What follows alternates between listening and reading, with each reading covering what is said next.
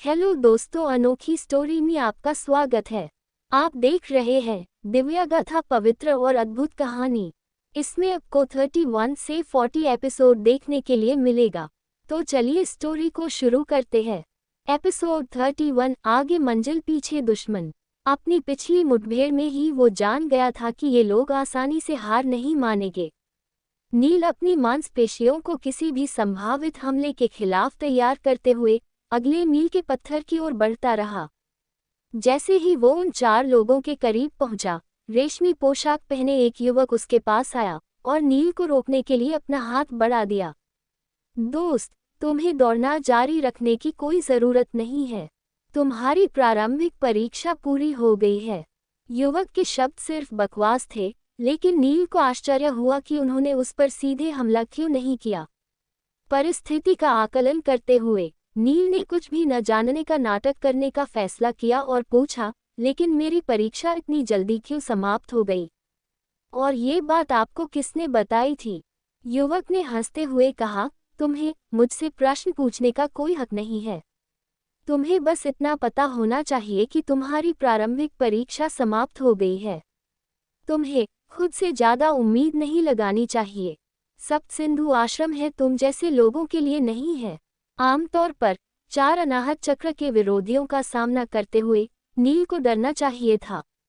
मणिपुर चक्र जागृत करने वाले योद्धा की तुलना अनाहत चक्र जागृत कर चुके प्रतिद्वंद्वी से नहीं की जा सकती थी। इसलिए चारों लोगों ने नील को एक आसान शिकार माना।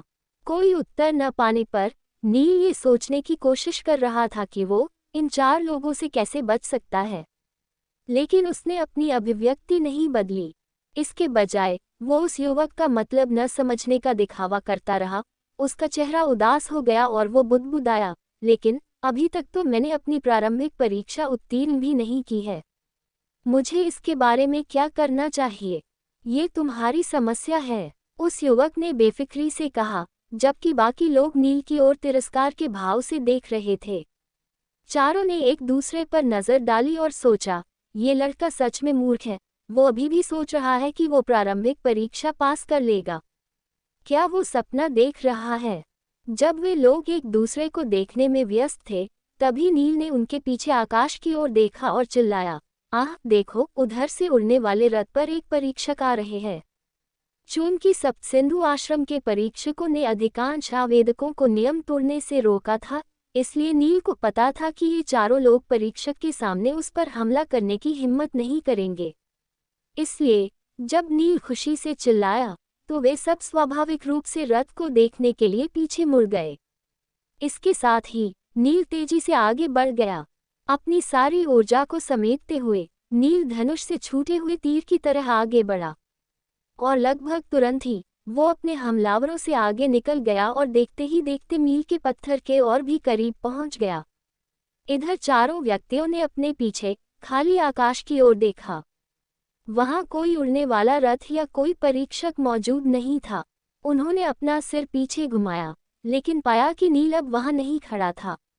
नील की चालाकी को महसूस करते हुए 4 लोगों के चेहरे गुस्से से विकृत हो गए और वे गाली देते हुए नील के पीछे दौड़ पड़े। डरपोक कहीं के, क्या तुम्हें सच में लगता है कि तुम हमसे आगे निकल सकते हो? इस बार जब हम उसे पकड़ें तो उसके पैर काट देना। पैरों के बिना वो भाग नहीं पाएगा। पीछे से आ रहे अपशब्दों को सुनकर नील मंद मुस्कुराया और फिर उन्हें अनसुना कर दिया। उसने अपनी शक्ति को पूरी सीमा तक इस्तेमाल किया और खुद को पागलों की तरह आगे की ओर धकेला। नील और पत्थर के बीच केवल 1 मील की दूरी बाकी थी। अपनी अधिकतम गति के साथ उसे बस कुछ सांस तक ही दौड़ने की आवश्यकता होगी। हालांकि नील तेज था, लेकिन उसका पीछा करने वाले लोग भी धीमे नहीं थे। विशेषकर वो युवक जिसके शरीर पर नीली रोशनी चमक रही थी और पैरों में बिजली की समान गति थी। वो युवक किस तरह की तकनीक का प्रयोग कर रहा था? उसकी गति नील से कहीं तेज थी और वो युवक तेजी से नील के और भी करीब पहुंच रहा था। तुच्छ बालक, तुमने सिर्फ अपना मणिपुर चक्र ही जागृत किया है, तो फिर तुम्हारी हमें धोखा देने की हिम्मत कैसे हुई? अब मैं तुम्हें बताऊंगा कि शक्ति से बढ़कर कुछ भी नहीं है। अब मेरी जहरीली हथेली का वार झेल कर दिखाओ। युवक ने अपनी बात खत्म करते ही नील की पीठ पर अपनी हथेली से वार किया। उसकी हथेली से एक हरी रोशनी चमकी और नील की पीठ से जोरदार तरीके से टकरा गई। ये अनाहत चक्र के योद्धा का पूरी ताकत से किया गया भयानक हमला था। जहरीली हथेली से निकलते धुएं न केवल हवा को जहरीला बना दिया, बल्कि नील के शरीर में हरे धुएं के अंश को भी छोड़ दिया, जो इतना जहरीला था कि अगर कोई हाथी इस हरे धुएं का एक कश भी अंदर ले लेता तो उसकी भी जान चली जाती। यो धुआं सीधे नील के रक्त प्रवाह में पहुंच गया। हा, अब तुम मेरे जहरीले धुएं से घायल हो चुके हो। अब तुम दौड़ नहीं पाओगे और जल्द ही जमीन पर गिर मर जाओगे। युवक ने नील पर अपने विजयी प्रहार के बारे में गर्व से डींग मारी और नील के जमीन पर गिरने की उम्मीद करते हुए अपनी जगह पर रुक गया। लेकिन जब उसने सामने देखा तो वो जिस दृश्य की कल्पना कर रहा था वैसा कुछ भी नहीं हुआ। कैसे? वो अभी भी कैसे दौड़ पा रहा है? ऐसा कैसे हो सकता है? विद्वान हकलाया। उसकी आंखें आश्चर्य से फैल गईं। उसने अभी अभी नील को मरने के लिए अपनी सारी ऊर्जा लगा दी थी। अनाहत चक्र की अपनी ताकत के साथ ही उसे नील के शरीर को टुकड़ों में बांट देना चाहिए था। उसकी हथेली से निकलने वाले जहरीले धुएं का तो जिक्र ही न करें, वो तो और भी खतरनाक थी। फिर नील किस प्रकार से सुरक्षित रह सकता है जैसे कि वो युवक की जहरीली हथेली से बिल्कुल भी प्रभावित नहीं हुआ हो।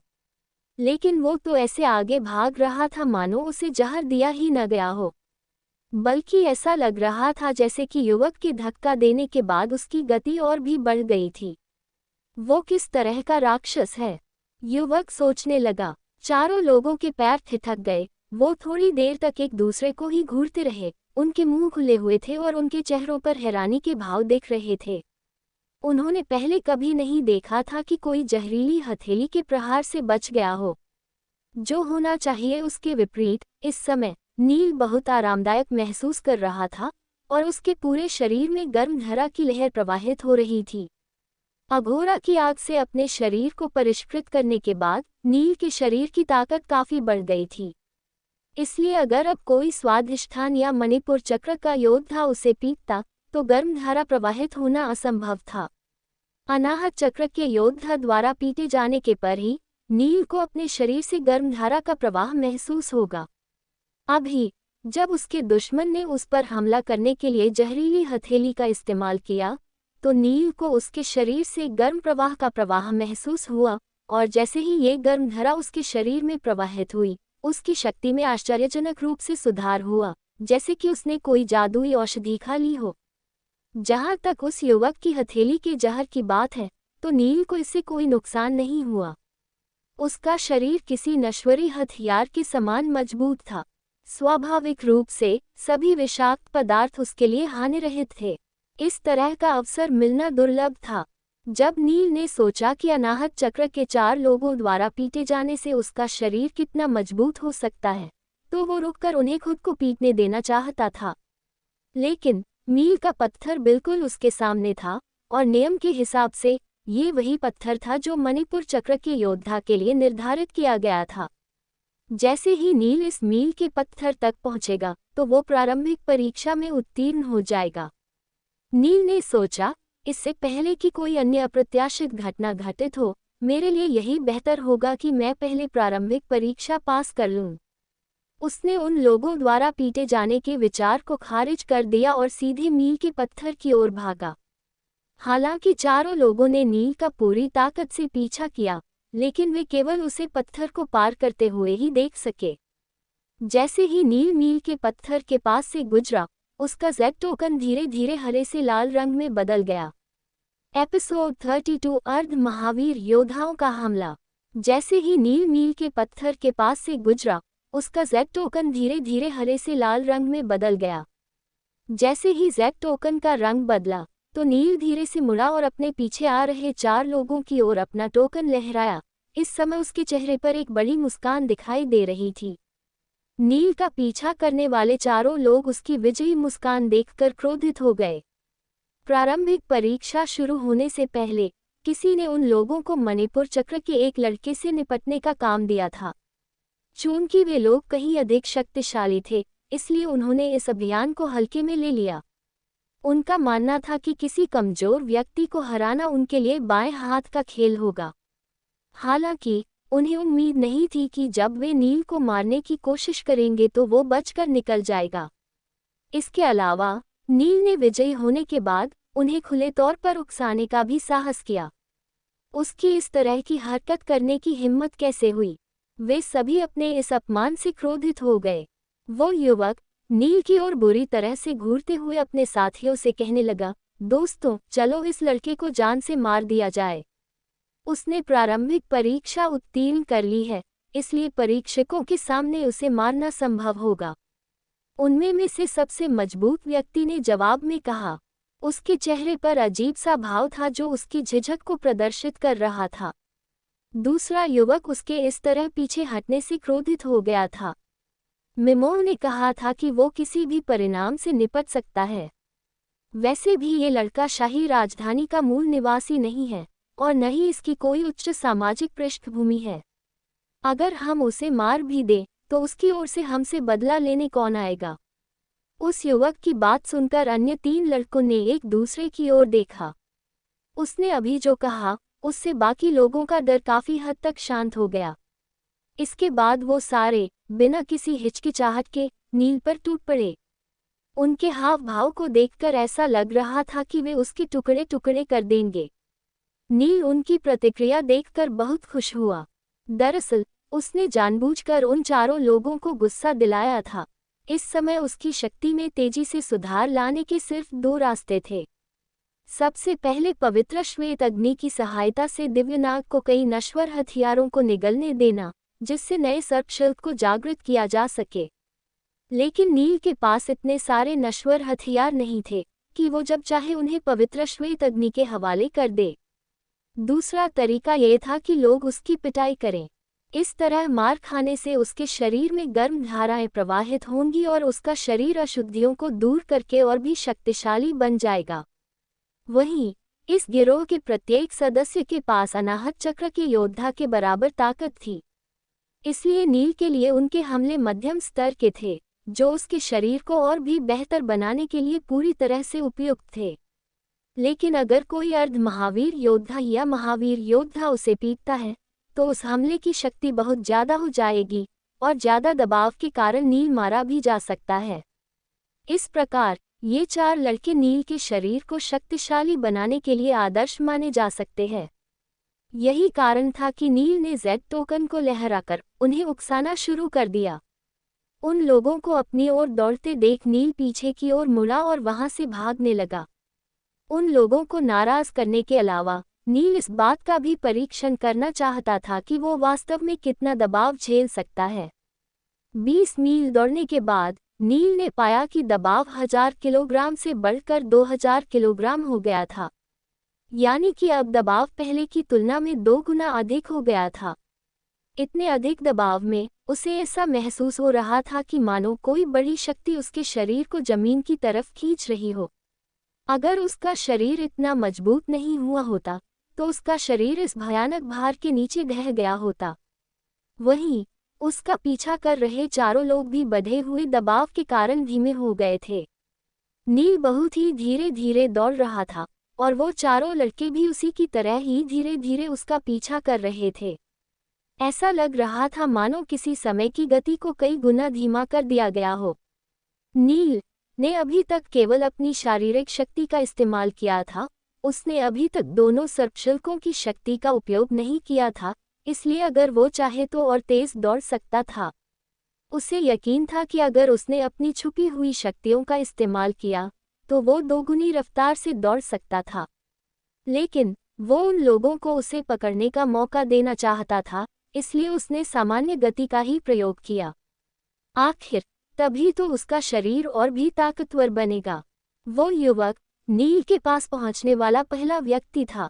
वो भड़कते हुए चिल्लाया, बदजात कहीं के, मैं तुम्हें मार डालूंगा। उसने अपनी पूरी ताकत से एक के बाद एक लगातार 8 हमले किए। इतने सारे हमले करने के बाद वो युवक हौंफने लगा। भले उसने अनाहत चक्र जागृत कर लिया हो, लेकिन जब उसने अपनी पूरी शक्ति का इस्तेमाल कर लिया तब 2000 किलोग्राम भार के दबाव ने आखिर उस पर काबू पा ही लिया। उस युवक हमलों ने नील के शरीर में एक बार फिर गर्म धारा को प्रवाहित करने में मदद की। नील ने जल्दी से उस गर्म धारा को अपने शरीर में अवशोषित करने लगा। इधर जब नील ने गर्म धाराओं को अवशोषित कर रहा था, तब तक बाकी लोग भी उसके पास पहुंच चुके थे। बर्फीली मुष्टिका, तीखी कोहनी का प्रहार, विदारक हथेली, सबने एक साथ मिलकर नील पर हमला कर दिया। जब भी कोई हमला उसकी पीठ पर लगता था तो उस हमले की शक्ति उसे आगे की ओर धकेल देती थी। नील के शरीर की अशुद्धियां पसीने के साथ मिलकर उसकी त्वचा से निकलने लगी। परिणाम स्वरूप उसकी त्वचा पर एक गहरे लाल रंग का तरल दिखाई देने लगा। वहीं उस पर हमला करने वाले लोग अब परेशान लग रहे थे। उन्होंने महसूस किया कि नील का शरीर असामान्य रूप से काफी मजबूत है। यहाँ तक कि रक्त मानव जाति के योद्धाओं के शरीर भी इतना मजबूत नहीं होता था। उन्हें इस बात पर अधिक गुस्सा आया कि नील उनकी पूरी ताकत से किए गए हमलों से भी बुरी तरह घायल नहीं हो रहा था। ये उनकी कल्पना से परे था। धिक्कार है, मैंने अपनी सारी शक्ति खर्च कर दी है। उनमें से एक लड़का रुका और हाँफने लगा। वो इतना कमजोर महसूस कर रहा था कि अपने हाथ भी नहीं उठा पा रहा था। सड़क के दबाव के बोझ से उस लड़के का शरीर जवाब दे गया और वो जमीन पर गिर पड़ा। उसने अपना सिर हिलाया और कहा, इस भयानक दबाव और दौड़ने की वजह से मैं बहुत थक गया हूँ। उस लड़के को पीटना तो बहुत दूर की बात है, मेरे अंदर तो अब खड़े होने की भी ताकत नहीं बची है। 2000 किलोग्राम का दबाव मूल रूप से अनाहत चक्र के योद्धाओं के लिए ही बनाया गया था। सामान्य परिस्थितियों में ये लोग इतना जल्दी नहीं थकते, लेकिन वे भारी दबाव झेलते हुए नील पर हमला कर रहे थे, इसलिए उनकी ताकत तेजी से समाप्त हो गई और उन्हें थकान महसूस होने लगी। जैसे ही वे हार मानकर पीछे हटने वाले थे, वो युवक अचानक उत्साह से चिल्लाया, उधर देखो, उसका खून बह रहा है। उसने नील के शरीर से लाल रंग का तरल पदार्थ बहते देखा तो मान लिया कि ये खून है। उन्होंने खुशी से कहा, मुझे तो लगा था कि इस बच्चे के शरीर पर हमारे हमले से कोई चोट नहीं लग रही है, लेकिन अब देखो, हमने उसे घायल कर दिया है। जल्दी करो और उसे मारना जारी रखो। ये देखकर कि नील का खून बह रहा था, चारों लड़के बहुत खुश हो गए। वे अपने ग्राहक को निराश नहीं करना चाहते थे। उन्होंने नील पर जोर से प्रहार करने के लिए स्वयं को प्रेरित किया। जब नील को लगा था कि वे उसे मारना बंद कर देंगे, तो उसे बहुत निराशा हुई थी। वो नहीं चाहता था कि ये लोग इतनी जल्दी हार मानकर रुक जाए। लेकिन जब उन्होंने नील के शरीर से बहने वाली अशुद्धियों को खून समझ उसे फिर से मारना शुरू किया, तो नील अंदर ही अंदर बहुत खुश हुआ, लेकिन उसने अपने चेहरे पर ऐसा कोई भाव नहीं दिया। इसके विपरीत उसने पूरी तरह थक जाने का नाटक किया। उनकी मार सहते हुए वो लड़खड़ाने का भी नाटक किया। लेकिन नील को नहीं पता था कि 20 मील दूर मुख्य परीक्षक, सफेद भौहों वाला एक बुजुर्ग व्यक्ति, इस पूरे दृश्य को देख रहा था। एपिसोड 33, ये लड़का मेरा है। मुख्य परीक्षक के बगल में नीले रंग की पोशाक पहने एक बेहद खूबसूरत लड़की खड़ी थी, जिसकी उम्र लगभग 18 साल रही होगी। उन दोनों ने अपने सामने रखे एक कमर जितने ऊंचे जैद से बने अर्ध पारदर्शी शिलाखंड को देख रहे थे, जिसे चलचित्र शिलाखंड भी कहा जाता है। इसके माध्यम से वे पूरे रास्ते में होने वाली सभी घटनाओं को देख सकते थे। इस समय चलचित्र शिलाखंड पर नील को दौड़ाकर पीटे जाने का दृश्य चल रहा था। वो युवती और मुख्य परीक्षक किसी दूसरे दृश्य पर अपना ध्यान नहीं लगा सके। सामने के दृश्य को देखकर उनके चेहरे आश्चर्य के भाव थे। वो लड़का अभी केवल मणिपुर चक्र ही जागृत किया है, लेकिन फिर भी वो अनाहत चक्र के 4 योद्धाओं का सामना कर रहा है। ऐसा लगता है कि इस बार प्रारंभिक परीक्षा में हमें एक दिलचस्प उम्मीदवार मिला है, युवती ने मुस्कुराते हुए कहा। युवती की बात सुनकर मुख्य परीक्षक को शर्मिंदगी महसूस हुई। ऐसा लग रहा था कि जैसे इस नए लड़के ने उसके साथ खड़ी लड़की का ध्यान अपनी ओर खींच लिया है। उन्होंने कुछ देर सोचा और कहा, उपप्रमुख शुभांगी, आप ऐसा नहीं कर सकती। अगर सप्त सिंधु आश्रम की अन्य 32 दलों के प्रमुख भी आपके जैसे खुद से शिष्यों को चुनने लगे, तो बहुत बड़ी गड़बड़ी हो जाएगी। उप प्रमुख शुभांगी मुस्कुराए और मुख्य परीक्षक की ओर मुड़ी। फिर उन्होंने कहा, ठीक है, अगर ऐसी बात है तो सभी प्रमुखों को भी अपने लिए शिष्य चुनने दीजिए।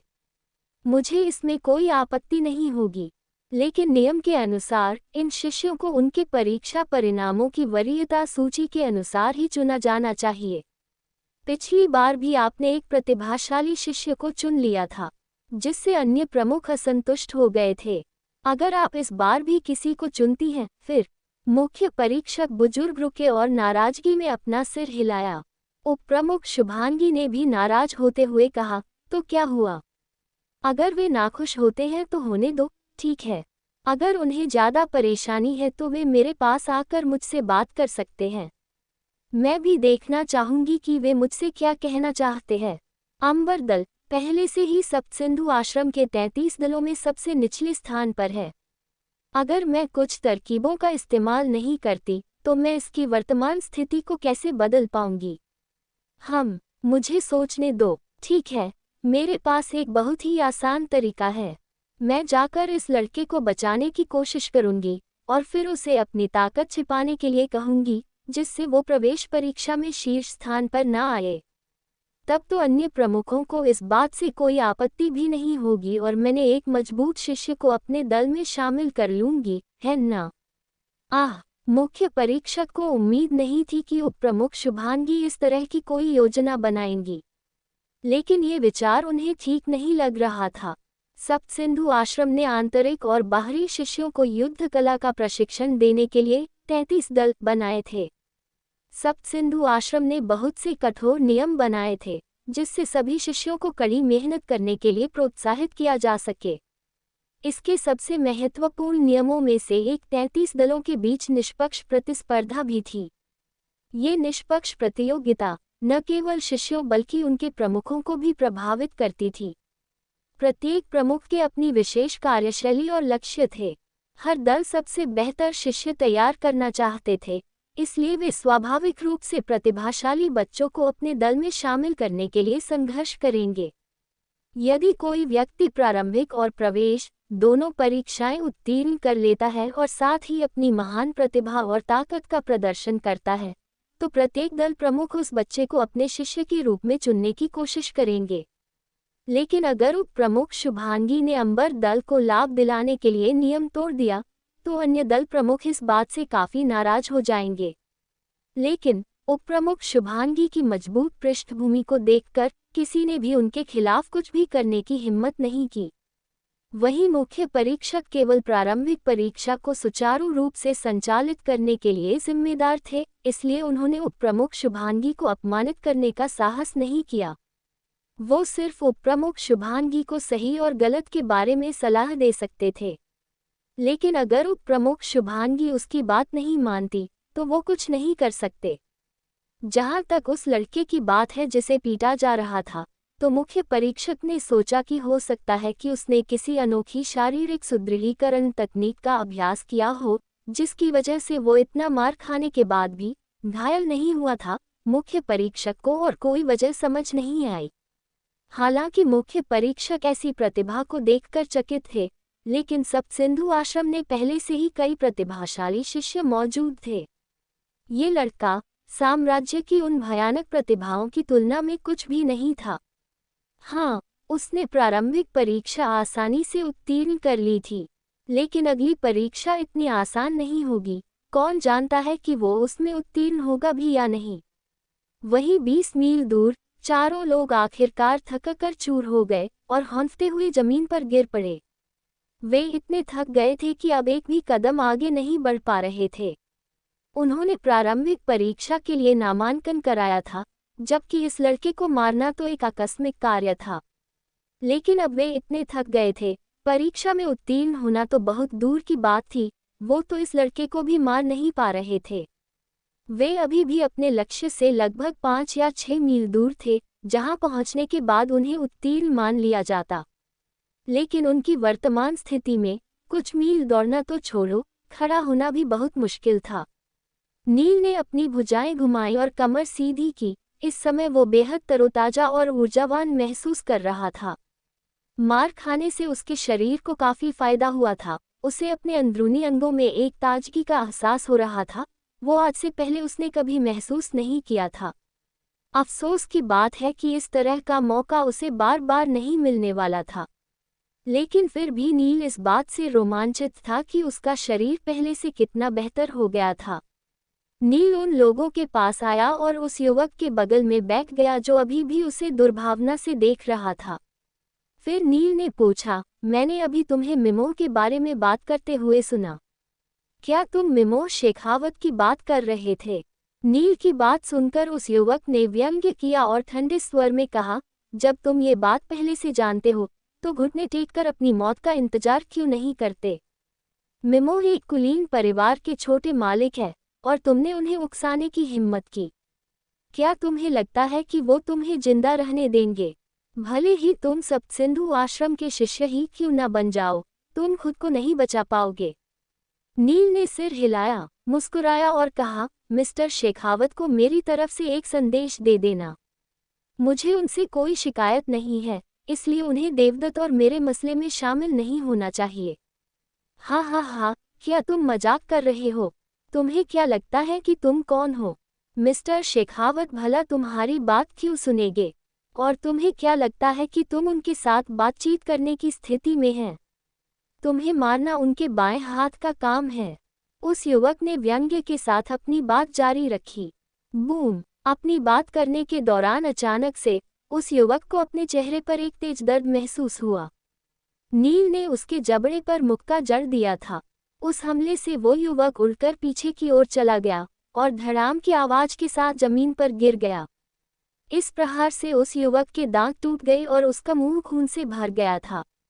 यहाँ तक कि वो युवक अब बोल पाने में भी असमर्थ था। वो तुरंत अपने घायल जबड़े को संभालने की कोशिश करने लगा। नील ने अपने हाथ रगड़े और ठंडे स्वर में कहा, तुम कुछ ज्यादा ही बकवास करते हो। क्या तुम्हें लगता है कि मुझे गुस्सा नहीं आता? तुम लोगों ने इतनी देर तक मुझे पीटा, लेकिन फिर भी मुझे घायल भी नहीं कर पाए।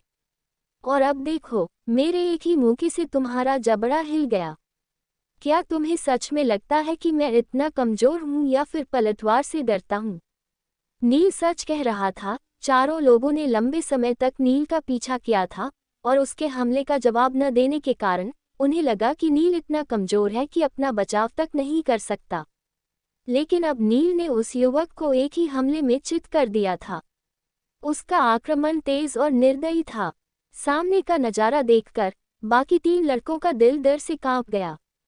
जब उन्होंने नील को अपनी तरफ घूरते देखा तो उन्हें अपनी स्थिति पर निराशा हुई। रास्ते पर दबाव, लंबी दौड़ और नील को पीटने की वजह से वे इतना थक गए थे कि उनके लिए खड़ा रह पाना भी मुश्किल था। वे भागना भी चाहे तो नहीं भाग सकते। जो बात उन्हें सबसे ज्यादा डरा रही थी वो ये थी कि उनमें पलटवार करने की भी शक्ति नहीं थी। नील ने दूसरे ताकतवर युवक की ओर देखा और पूछा, मैंने अभी जो कहा, क्या वो बात तुम्हें समझ में आ गई? या फिर तुम चाहते हो कि मैं संदेश फिर से दोहराऊं? नील ने कुटिलता से अपने गालों को सहलाते हुए कहा। नहीं, नहीं, उस युवक ने घबराते हुए कहा। उसने अपनी घबराहट को छुपाने का प्रयास करते हुए एक फीकी मुस्कान के साथ कहा, मैंने आपकी हर शब्द को साफ साफ सुना है। मैं आपका संदेश मिस्टर शेखावत तक पहुंचा दूंगा। वो जानता था कि अगर उसने नील की बात नहीं मानी तो उसे भी उसे साथी की तरह ही पीटा जाएगा। नील ने संतोषपूर्वक सिर हिलाया। वो वहीं पर खड़ा हो गया और चारों लड़कों वहां से दुम दबाकर भागते देखता रहा। नील अब उस सड़क पर अकेला खड़ा था। हालांकि वो प्रारंभिक परीक्षा में उत्तीर्ण हो चुका था, लेकिन वो देखना चाहता था कि क्या वो और आगे बढ़ सकता है। वो जानता था कि अगर उसने दौड़ना जारी रखा तो वो अनाहत चक्र के प्रतिभागियों के लिए बनाए गए लक्ष्य तक पहुंच जाएगा। वो सड़क से पड़ने वाले दबाव के जरिए खुद को और मजबूत बनाना चाहता था। एपिसोड 35 खूनी पहाड़ी। जब मुख्य परीक्षक ने ये शब्द सुने, शाही शक्ति मुहर, तो उन्हें जोर की खांसी आ गई। जब से उप प्रमुख शुभांगी सप्तसिंधु आश्रम में अंबर दल के उप प्रमुख का कार्यभार संभाला है, मुख्य परीक्षक का स्वास्थ्य लगातार खराब होता जा रहा है। हर बार जब भी प्रारंभिक परीक्षा आयोजित होती थी, तब वो मुख्य परीक्षक को ऐसे ही परेशान करती थी। तो शाही शक्ति मुहर क्या था? जिस किसी के पास शाही शक्ति मुहर होती है, वो व्यक्ति शाही महल के एक खास व्यक्ति को कोई भी कार्य करने का आदेश दे सकता है, जिसमें हत्या, नरसंहार या कोई अन्य अत्याचार शामिल था। पूरे साम्राज्य में कोई भी उस खास व्यक्ति को रोक नहीं सकता। इसी वजह से लोग शाही शक्ति मुहर का नाम सुनते ही डर से कांप जाते थे। लेकिन आदेश देने वाले व्यक्ति के पास शाही शक्ति मुहर होनी ही चाहिए, अन्यथा आप उस खास व्यक्ति को आदेश नहीं दे सकते। पिछले 300 वर्षों में शाही महल ने कुल मिलाकर केवल 7 शाही शक्ति मुहर जारी किए थे। सौभाग्य से इसी तरह की एक मुहर शाही राजधानी के मुहार समुदाय को मिल गई थी, जो उनके मुख्य मठ में प्रतिष्ठित था। अतीत में मुहार समुदाय एक महत्वहीन छोटा समुदाय था, लेकिन शाही शक्ति मुहर का उपयोग करके वो परिवार पूरे साम्राज्य में शीर्ष 10 कुलीन परिवारों में से एक बन गया। हालांकि समुदाय को उनकी मेहनत और लगन की वजह से इतनी समृद्धि मिली थी, लेकिन इसमें शाही शक्ति मुहर ने निस्संदेह एक महत्वपूर्ण भूमिका निभाई थी। अब ऐसे व्यक्ति को अपमानित करने का साहस कौन करेगा जिसके पास शाही शक्ति मुहर मौजूद हो? हालांकि ये युवक वास्तव में बहुत प्रतिभाशाली है, फिर भी उसके लिए शाही शक्ति मुहर का प्रयोग करना बेवकूफ़ी ही होगी। जरूर उप प्रमुख शुभांगी सिर्फ उसे डराने के लिए ऐसा कह रही है, मुख्य परीक्षक ने सोचा। वो उप प्रमुख शुभांगी के चरित्र से अच्छी तरह परिचित थे, उनको पता था कि वो उन्हें सिर्फ डरा रही थी। लेकिन वो ये भी जानते थे कि उप प्रमुख शुभांगी को सच में गुस्सा आ गया तो वो शाही शक्ति मुहर का उपयोग भी कर सकती है। जाहिर है, बुजुर्ग उनके अनुरोध पर सहमति देने के अलावा कुछ नहीं कर सकते थे। चूंकि आपने पहले ही फैसला कर लिया है, तो हम इस मामले की रिपोर्ट नहीं करेंगे, मुख्य परीक्षक ने हार कर उप प्रमुख शुभांगी को सूचित किया। ठीक है, लेकिन याद रहे, किसी को भी उसके बारे में पता नहीं चलना चाहिए। चलचित्र शिलाखंड पर संरक्षित सभी तस्वीरें को तुरंत हटा दें, हम इसे किसी को देखने नहीं दे सकते। अगर अन्य दलों के प्रमुखों को पता चल गया, तो हम बड़ी मुसीबत में पड़ जाएंगे, उप प्रमुख शुभांगी को चेतावनी देते हुए कहा। जब उन्होंने मुख्य परीक्षक से बात करना समाप्त कर लिया, तो वो वापस से नील को लालसा भरी नजरों से घूरने लगी, जैसे कोई जौहरी किसी तराशे हुए रत्न को देखता है। इस दौरान नील दबाव को अवशोषित करते हुए गर्म धारा की मदद से अपने शरीर के शुद्धिकरण पर ध्यान केंद्रित कर रहा था। अब उसके अंदरूनी अंगों की अशुद्धियां लगभग बाहर निकल चुकी थीं। उसने एक गहरी सांस ली, लेकिन तभी उसके शरीर में एक तेज कपकपी दौड़ गई और लाल तरल उसके रोम छिद्रों निकलने लगे। वो इस समय किसी रक्त मानव की तरह लग रहा था। आखिरकार मैं मणिपुर चक्र के चरम पर पहुंच गया हूँ। जल्द ही मैं अपना अनाहत चक्र भी जागृत कर लूंगा। नील की आंखें खुशी से चमक उठीं। वो अपनी प्रगति की गति से खुश था। अगर वो इतनी तेजी से शक्तिशाली बनता रहा तो उसे देवदत्त को हराने और अपनी बहन को काली पहाड़ी से बचाने में ज़्यादा देर नहीं लगेगी।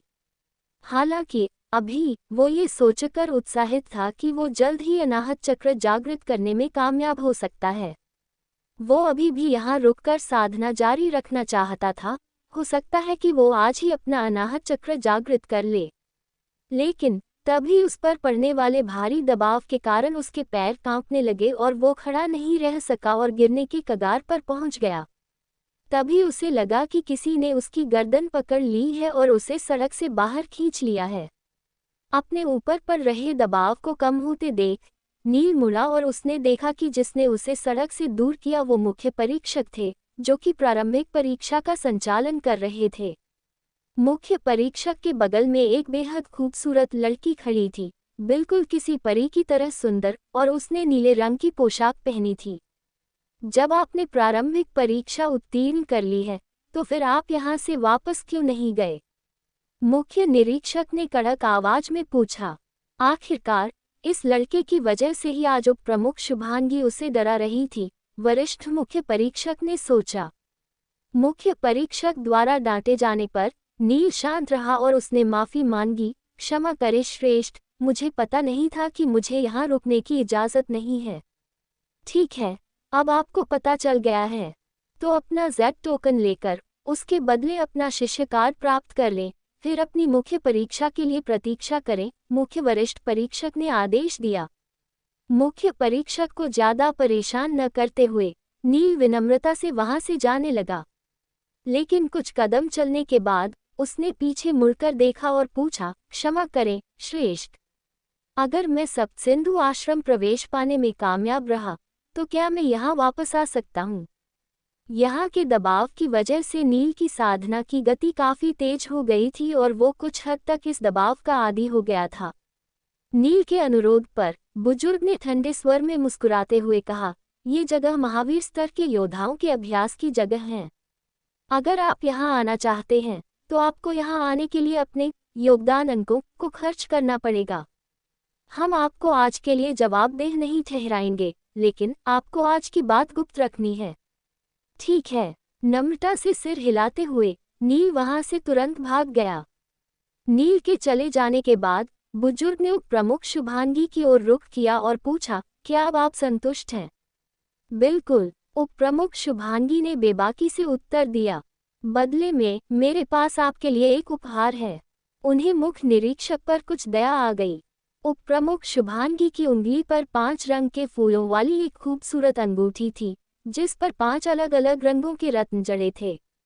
उन्होंने अपनी उंगली से अंगूठी को धीरे से छुआ और तुरंत एक चमकदार चांदी के रंग की औषधि बाहर निकली, जिसे उन्होंने लापरवाही से मुख्य निरीक्षक की तरफ उछाल दी। जब मुख्य निरीक्षक ने देखा कि ये क्या था तो वो आश्चर्यचकित रह गए। आप सच में बेहद उदार हैं। उन्हें धन्यवाद देते समय मुख्य निरीक्षक की आवाज थोड़ी कांप रही थी। इस समय मुख्य निरीक्षक की हथेली में एक दीर्घायु वटी थी। इसकी एक खुराक किसी व्यक्ति के जीवन को 1 वर्ष तक बढ़ा सकती है। दीर्घायु वटी अत्यंत दुर्लभ बहुमूल्य औषधि थी, विशेषकर बुजुर्ग व्यक्ति के लिए। सब जानते हैं कि समय ही वास्तविक धन है, लेकिन दुनिया के सबसे धनी लोगों के पास भी समय खरीदने के लिए पर्याप्त धन नहीं था। जिनकी उम्र ढल रही हो, उनके लिए 1 और साल बहुत मायने रखता है।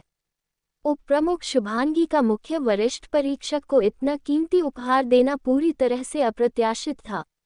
अगर उन्हें अपने सम्मान की चिंता न होती तो शायद वो वहीं रो पड़ते। उस रास्ते से वापस लौटते समय नील को काफी सहज महसूस हो रहा था। हालांकि उस पर पड़ने वाला दबाव पहले जितना ही था, फिर भी उसे पंख की तरह हल्का महसूस हो रहा था, मानो वो एक ही छलांग में आकाश में उड़ सकता हो। अब जब वो मणिपुर चक्र के चरम पर पहुंच चुका था, तो उसकी हर सांस पहले की तुलना में अधिक धीमी और गहरी हो गई थी। नील अपनी ताकत में भी बढ़ोतरी महसूस कर सकता था। उसके लिए दबाव अब इतना कम हो गया था। वो पूरे रास्ते दौड़ते हुए ही वापस आया। जो प्रतिभागी प्रारंभिक परीक्षा में उत्तीर्ण नहीं हुए थे, वे पहले ही वापस जा चुके थे, और जो प्रतिभागी सफल हो गए थे वे अगले दौर के लिए चौराहे पर एकत्र हो गए थे। नील ने चारों ओर देखा और अनुमान लगाया कि चौराहे पर लगभग 1000 प्रतिभागी मौजूद थे, जबकि परीक्षा शुरू होने से पहले वहां 10,000 से ज्यादा प्रतिभागी थे। इस तरह प्रारंभिक परीक्षा में असफलता की दर लगभग 99% थी। जैसे ही वो चौराहे पर पहुंचा, नील ने एक लड़के को अपनी ओर उत्साह से हाथ लहराते हुए देखा। वो उस लड़के के करीब गया और मुस्कुराया। ये अनुरुद्ध थापा था। हे नील, यहाँ आओ, बधाई हो, तुमने भी प्रारंभिक परीक्षा उत्तीर्ण कर ली। अनुरुद्ध ने नील के जैक टोकन को देखा, जो अब लाल रंग से चमक रहा था। नील ने सिर हिलाया और कहा, क्या अब मुझे जैक टोकन को बदलकर शिष्य कार्ड लेना है? मैं इसे कहाँ बदल सकता हूँ? हाँ, तुम्हें शिष्य कार्ड प्राप्त करना होगा, और मुझे पता है कि ये कहाँ पर मिलेगा। मैंने भी अभी थोड़ी देर पहले ही अपना शिष्य कार्ड लिया है।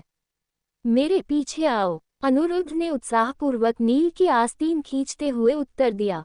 अनुरुद्ध का उत्साह देखकर नील मुस्कुराया और सिर हिला दिया। फिर वे चौराहे के एक कोने की ओर बढ़ गए जहां एक लंबी मेज रखी हुई थी। वहां पहुंचकर अनुरुद्ध ने समझाया, लो हम पहुंच गए हैं। जैक टोकन को बदलकर शिष्य कार्ड लेने के बाद हम सप्तसिंधु आश्रम के अस्थायी शिष्य बन जाएंगे। अनुरुद्ध की मदद से नील जैक टोकन को बदलने के लिए निर्धारित स्थान पर पहुंच गया था। मेज के पीछे सप्त सिंधु आश्रम के दो व्यक्ति जेड टोकन को बदलने में व्यस्त थे। उनमें से एक ने नील की ओर देखा और फिर उससे जेड टोकन ले लिया। उन्होंने कुछ देर तक इसकी सावधानीपूर्वक जांच की। ऐसा लग रहा था कि वो जेड टोकन में दर्ज जानकारी की जांच कर रहा था। जब काम पूरा हो गया तो उस व्यक्ति ने एक छोटा रजत पत्र और मयूरपंख से बनी एक कलम निकाली। उसने रजत पत्र पर कुछ लिखना शुरू कर दिया। नील को ऐसा लग रहा था वो व्यक्ति रजत पत्र पर तेजी से कलम लहरा रहा था, और इससे पहले कि नील उसकी हरकतों को समझ पाता, वो व्यक्ति अपना काम खत्म कर चुका था। जब नील ने रजत पत्र को हाथ में लेकर उस पर नजर डाली तो उस पर दो शब्द नील वायुपुत्र बड़े करीने से उकेरे हुए थे। इसके अलावा रजत पत्र पर कई बारीक चिन्ह भी बने हुए थे जिन्हें पढ़ना काफी मुश्किल था। नील उस व्यक्ति को देखकर मुस्कुराया। उस व्यक्ति ने सिर हिलाया और सलाह देते हुए कहा, अपने शिष्यकार का ख्याल रखें और मुख्य परीक्षा शुरू होने की प्रतीक्षा करें। उनकी बात सुनकर नील ने हाँ में सिर हिलाया। अपने हाथों में शिष्य कार्ड लेकर उसने कहा, धन्यवाद। भले ही वो 3 साल तक गुलाम रहा हो, फिर भी नील एक विनम्र युवक था। एक बार जब वो मेज से दूर हो गया तो नील ने अपने शिष्य कार्ड की जांच की। उस प्राचीन रजत पत्र के चारों ओर लगे स्वर्ण तंतु धूप में चमक रहे थे। सप्त सिंधु आश्रम की ये शैली विशिष्ट और सुरुचिपूर्ण थी। नील ने कुछ देर तक इस विशिष्ट कार्ड को देखता रहा और फिर अनुरुद्ध के पास चला गया। नील अनुरुद्ध के साथ एक कोने में खड़ा हो गया और अन्य प्रतिभागियों का निरीक्षण करने लगा। चौराहे पर 1000 लोग घबराहट और उत्सुकता के भावों के साथ चुपचाप खड़े होकर परीक्षा शुरू होने का इंतजार कर रहे थे, जबकि कुछ लोग कोनों में अकेले खड़े थे, जैसे नील और अनुरुद्ध। वहीं कुछ लोग छोटे छोटे समूहों में एकत्र हुए थे और चोरी छिपे अन्य प्रतिभागियों को देख रहे थे। प्रारंभिक परीक्षा में प्रतिभागियों को एक दूसरे के साथ प्रतिस्पर्धा करने की आवश्यकता नहीं थी। प्रतिभागियों को बस सप्त सिंधु आश्रम द्वारा निर्धारित दूरी तय करनी थी और वे अगले चरण में पहुंच जाते थे। इस तरह से देखें तो अगर उन्होंने किसी को उकसाया नहीं तो प्रारंभिक परीक्षा उत्तीर्ण करना काफी सरल था। हालांकि अगला परीक्षण काफी मुश्किल होगा क्योंकि इसमें निष्कासन प्रणाली शामिल है। अगर आपके पास पर्याप्त अंक नहीं है या दूसरों की कम है तो आप परीक्षा से बाहर हो जाएंगे और इस चरण में लगभग 80% प्रतिभागी उत्तीर्ण नहीं हो पाएंगे। परीक्षकों को चौराहे पर आने में काफी समय बीत गया। उनके आने के बाद सभी आवेदक इकट्ठा हुए और फिर परीक्षकों के मार्गदर्शन में चौराहे से चले गए। वे सप्त सिंधु आश्रम के कठिन रास्तों से गुजरते हुए आगे बढ़ने लगे जब तक कि वे एक छोटी पहाड़ी तक नहीं पहुंच गए। सप्त सिंधु आश्रम के अन्य पहाड़ों की तुलना में ये पहाड़ ज्यादा ऊंचा या विस्तृत नहीं था, लेकिन ये बहुत अजीब था कि पूरा पहाड़ खून से लाल रंग का था। न केवल पहाड़ की मिट्टी गहरी लाल थी, बल्कि पहाड़ पर उगने वाले सभी पौधे भी लाल रंग के थे। आसपास मौजूद अन्य हरी भरी पर्वत श्रेणियों के बीच वो पहाड़ अलग ही नजर आ रहा था। जब अनुरुद्ध ने पहाड़ देखा तो उसने कहा, ये प्रसिद्ध खूनी पहाड़ी होनी चाहिए। खूनी पहाड़ी एपिसोड 36 मिमोह की क्रूरता। अब आगे की कहानी। खूनी पहाड़ी। हाँ, ये नाम इस पहाड़ी के लिए बिल्कुल सही है। ये पहाड़ी थोड़ी अनोखी और असामान्य भी लगती है। नील भी इस रहस्य को जानकर चकित था। अनुरुद्ध ने मुस्कुराते हुए कहा, ऐसा लगता है कि इस बार शिष्यों को मशहूर रक्त परीक्षण का सामना करना पड़ेगा। क्या इस रक्त परीक्षण में कुछ असामान्य है? नील ने रक्त परीक्षण के बारे में पहले कभी नहीं सुना था, इसलिए इस बारे में अधिक जानकारी के लिए उसे अनुरुद्ध से पूछना पड़ा।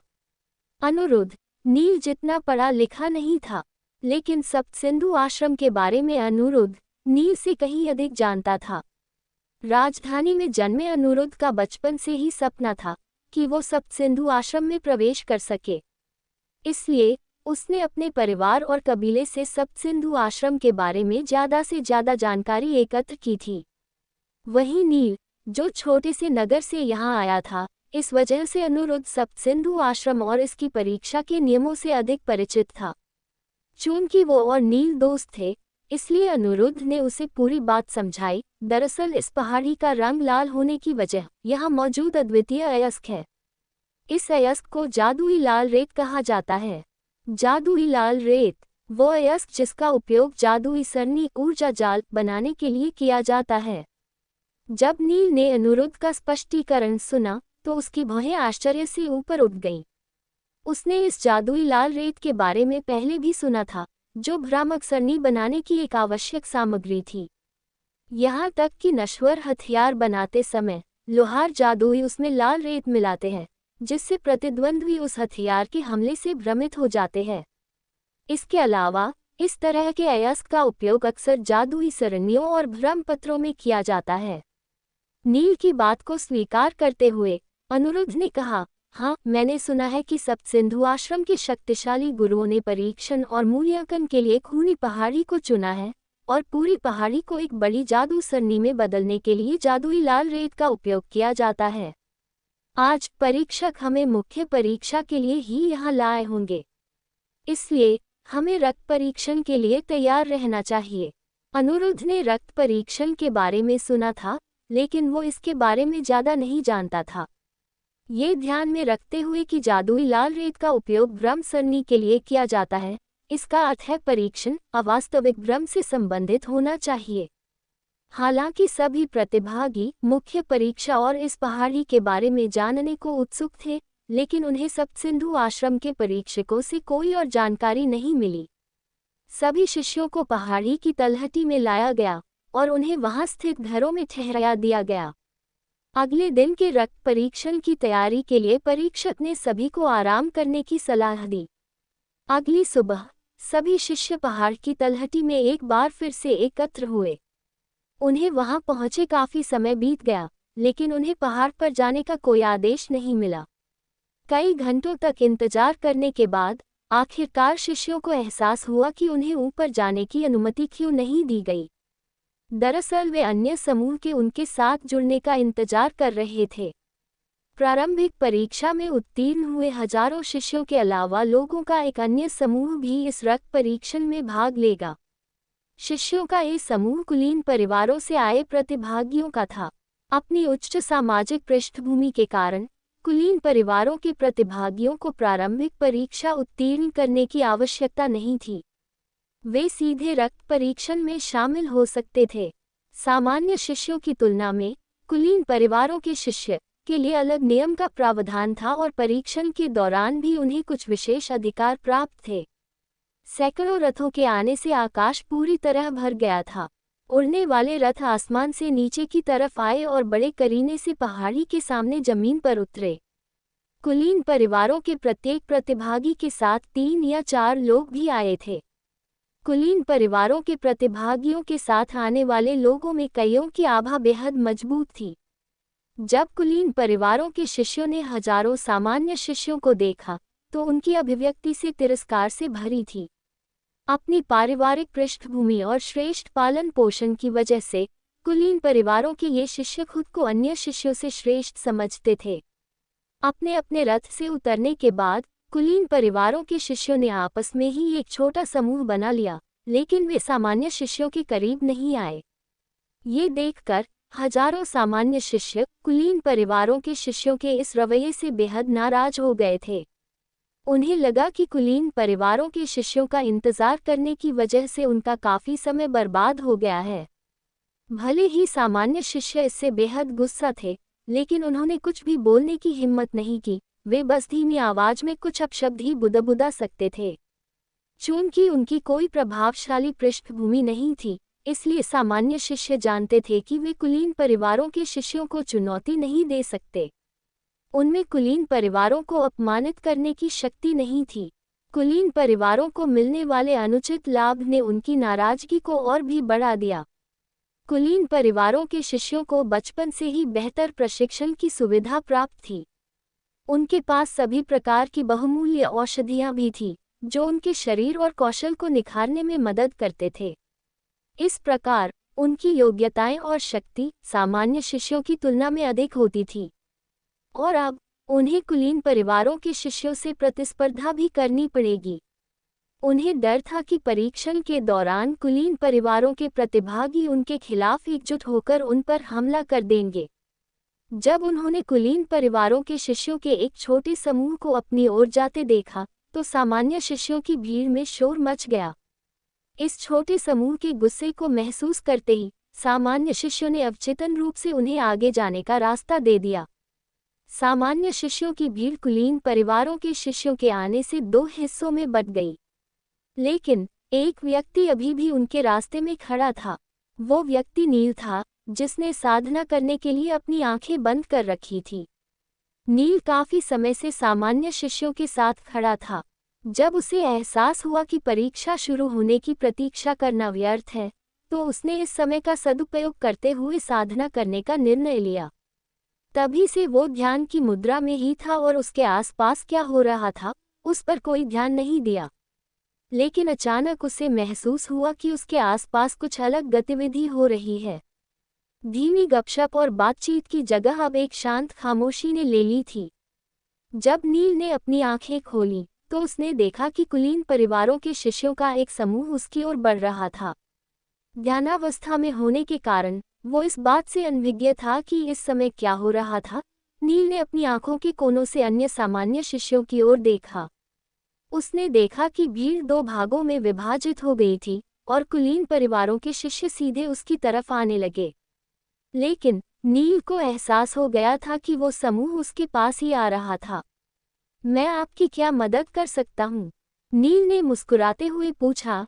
चूंकि वो इन लोगों के इरादे को नहीं जानता था, इसलिए उसने विनम्रता से व्यवहार किया। नील बेवजह उन्हें नाराज नहीं करना चाहता था। वो जानता था कि दुश्मन बनाने की तुलना में दोस्त बनाना ज्यादा कठिन है। कुलीन परिवारों के शिष्यों का समूह नील के सामने आकर रुक गया। एक क्षण बाद उस समूह के बीच से दो व्यक्ति बाहर निकले। एक मिमोह था और दूसरा नील का चचेरा भाई देवदत्त था। देवदत्त को देखते ही नील ने अपनी आंखें सिकोड़ ली और उसे तीखी नजर से देखा। उसने अपनी मुस्कुराहट वापस ले ली और भावहीन स्वर में कहा, देवदत्त, क्या तुम पागल हो गए हो? तुम हम दोनों के मामलों में इन सबको क्यों शामिल कर रहे हो? देवदत्त ने नील को उपहास से देखा। उसके चेहरे पर एक कुटिल मुस्कान उभर आई। वो कुछ कहने ही वाला था, लेकिन मिमोह ने अप्रत्याशित रूप से देवदत्त के कंधे को थपथपाया और कहा, देवदत्त, मुझे उससे बात करने दो। फिर वो नील के पास आया और मुस्कुराया। मैंने सुना है कि तुमने मेरे लिए एक संदेश भेजा है कि मुझे तुम्हारे और देवदत्त के बीच के मामले में हस्तक्षेप नहीं करना चाहिए। क्या ये सही है? हाँ, ये बिल्कुल सही है मिस्टर शेखावत। देवदत्त और मेरे बीच का मनमुटाव हमारा पारिवारिक मामला है और मुझे नहीं लगता कि आपको इसमें शामिल होने की कोई जरूरत है, नील ने शांति से कहा। अब चूंकि मिमोह खुद उससे बात कर रहा था, इसलिए नील ने ये नहीं दिखाया कि वो उसकी दखलंदाजी से कितना नाराज था। मिमोह ने उसकी तरफ देखा और मुस्कुराया। फिर उसने अपने हाथ में एक ज़ेड टोकन ले लिया और उसके साथ खेलने लगा। उसने धीरे धीरे नील का चक्कर लगाया और फिर कहा, लेकिन अगर मैं इस मामले में हस्तक्षेप करूं तो क्या तुम्हें इससे कोई समस्या है? ये हमारा पारिवारिक मामला है। मुझे उम्मीद है कि आप हमें इसे आपस में ही सुलझाने देंगे। हालांकि नील मिमोह को बताना चाहता था कि इस मामले से उसका कोई लेना देना नहीं है, लेकिन उसने अभी भी ज्यादा कड़े शब्दों का प्रयोग नहीं किया। ये नील के लिए सबसे अच्छा होगा अगर वो मिमोह को मना सके। वो रक्त परीक्षण से ठीक पहले मिमोह को उत्तेजित नहीं करना चाहता था। हाँ, मुझे लगता है कि तुमने अफवाहें नहीं सुनी हैं कि मैं कभी भी तर्कसंगत नहीं रहा। अगर तुम नहीं चाहते कि मैं इस मामले में हस्तक्षेप करूं, तो मुझसे एक वादा करो। मिमोह ने अपना सिर उठाया और कहा, कौन सा वादा? नील ने अपनी भौहें चढ़ा ली। उसने नहीं सोचा था कि मिमोह इतनी आसानी से समझौता कर लेगा। मुख्य परीक्षा छोड़कर नगर के दक्षिण में बनी हमारी दुकान पर जाओ और एक चाकू खरीदो। फिर गिरी नदी पर जाओ और खुद की जान ले लो। अगर तुम ऐसा करते हो तो मैं तुम्हारे मामले में शामिल नहीं होऊंगा, मिमोह ने कहा। उसका लहजा उदासीन था, मानो वो किसी मामूली चीज के बारे में बात कर रहा हो। एपिसोड 37 आपको परीक्षा से बाहर किया जाता है। अब आगे की कहानी। मिमोह की बातें सुनने के बाद नील के दिल में क्रोध उमड़ आया। हालांकि एक क्षण बाद नील अचानक से हंसने लगा। हा हा हा, क्या अजीब मजाक है। नील ने बहुत समय पहले ही अपने पिता की मौत का बदला लेने की शपथ ली थी। भले ही मिमोह ने प्रारंभिक परीक्षा के दौरान उसे मारने के लिए 4 लोगों को भेजा था, लेकिन फिर भी नील ने ज्यादा नाराजगी नहीं दिखाई थी। इसका एक कारण ये था कि वो मिमोह को उकसाना नहीं चाहता था। आखिरकार शेखावत परिवार श्यामल साम्राज्य का एक कुलीन परिवार था और नील बिल्कुल अकेला था। लेकिन उसने महसूस किया कि उसकी चुप रहने को मिमोह ने उसकी कमजोरी समझ ली थी। ऐसे लोगों के साथ विनम्रता से बात करना बेकार था। मिमोह को पीछे हटाने का एकमात्र तरीका शब्दों का नहीं बल्कि अपनी शक्ति का प्रयोग करना था। मिमोह शेखावत, क्या तुम्हें लगता है कि मैं तुमसे डरता हूँ? तुम चाहते हो कि मैं रक्त परीक्षण छोड़ दूं? तुम चाहते हो कि मैं खुद को मार दूं? ये किस तरह का मजाक है? अब मेरी बात ध्यान से सुनो, मैं ठीक तुम्हारे सामने खड़ा हूँ।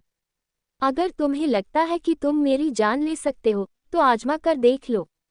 मैं भी तो देखूं कि क्या तुम मुझे मारने की क्षमता रखते हो। इतना कहने के बाद नील के शरीर से एक तेज आभा फूट पड़ी। भले ही नील का चेहरा भावहीन था, लेकिन उसका दिल गुस्से से धड़क रहा था। इस समय हर किसी का ध्यान नील और उसके शरीर से निकल रही आश्चर्यजनक आभा की ओर आकर्षित हो गया था। यहाँ तक कि दूर खड़े कुलीन परिवारों के शिष्यों का बड़ा समूह भी उत्साहपूर्ण दृष्टि से इस नज़ारे को देख रहा था। हा हा हा, मिमोह तो सच में बेकार है। वो एक कमजोर लड़के से लड़ने के लिए पूरे समूह को ही बुला लिया। क्या उसे नहीं पता कि एक कुत्ता हताश होने पर शेर से भी लड़ जाता है? मुझे लगता है कि वो लड़का लड़ने के लिए अपनी ताकत इकट्ठी कर रहा है। सफ़ेद कपड़े पहने एक कुलीन शिष्य अपने हाथों को लहराते हुए फुसफुसाया। तो क्या हुआ? तुम इस बारे में बहुत ज्यादा सोच रहे हो। हालांकि इस लड़के की स्थिति निराशाजनक है, लेकिन वो जवाबी हमला करने के लिए पर्याप्त मजबूत नहीं है। इसके अलावा उसने सिर्फ मणिपुर चक्र ही जागृत किया है, इसलिए मुझे नहीं लगता कि वो कोई मुसीबत खड़ी कर सकता है। लेकिन फिर भी मिमोह जानता है कि मजा कैसे किया जाता है। एक अन्य कुलीन परिवार के शिष्य ने अपनी राय देते हुए कहा। हालांकि उसके बगल में खड़े अंगरक्षक ने उसे सलामी दी और नील की ओर देखते हुए कहा, मिस्टर तिवारी, आप आज रक्त परीक्षण में भाग लेने वाले हैं, तो बेहतर होगा कि आप इस युवक से सावधान रहें। क्यों? इस युवक से सावधान रहें से तुम्हारा क्या मतलब है? मुझे बताओ कि तुम क्या जानते हो। मिस्टर तिवारी ने धैर्यपूर्वक पूछा। मिस्टर तिवारी को पता था कि उनका अंगरक्षक बिना किसी कारण के कुछ नहीं बोलेगा। जरूर चीजें उतनी सरल नहीं होंगी जितनी दिखाई दे रही थी। उसका अंगरक्षक कई साल पहले ही महावीर योद्धा बन चुका था और वो काफी शक्तिशाली भी था। मिस्टर तिवारी को अपने अंगरक्षक पर बहुत भरोसा था। अंगरक्षक ने आगे कहा, पता नहीं क्यों, लेकिन मुझे लगता है भले ही वो केवल मणिपुर चक्र पर है, लेकिन वो बहुत ही खतरनाक और शक्तिशाली प्रतिद्वंद्वी है, इसलिए बेहतर होगा कि हम सावधान रहें। अपने भरोसेमंद अंगरक्षक की बात सुनकर मिस्टर तिवारी ने अपनी भौहें ऊपर उठाईं और दिलचस्पी से कहा, चीजें और अधिक दिलचस्प होती जा रही हैं। लगता है मिमोह इस बार थोड़ी परेशानी में पड़ने वाला है। इन कुलीन परिवारों की युवा पीढ़ी का रिश्ता इतना भी मजबूत नहीं था, यहाँ तक कि कुछ कुलीन परिवारों में आपसी मतभेद भी थे। इसलिए मिस्टर तिवारी ने मिमोह को चेतावनी देने की जहमत नहीं उठाई। यहाँ तक कि जब उसके अंगरक्षक ने भी नील को काफी ताकतवर बताया, तब भी उसे विश्वास था कि मिमोह नील को अच्छी तरह संभाल सकता था।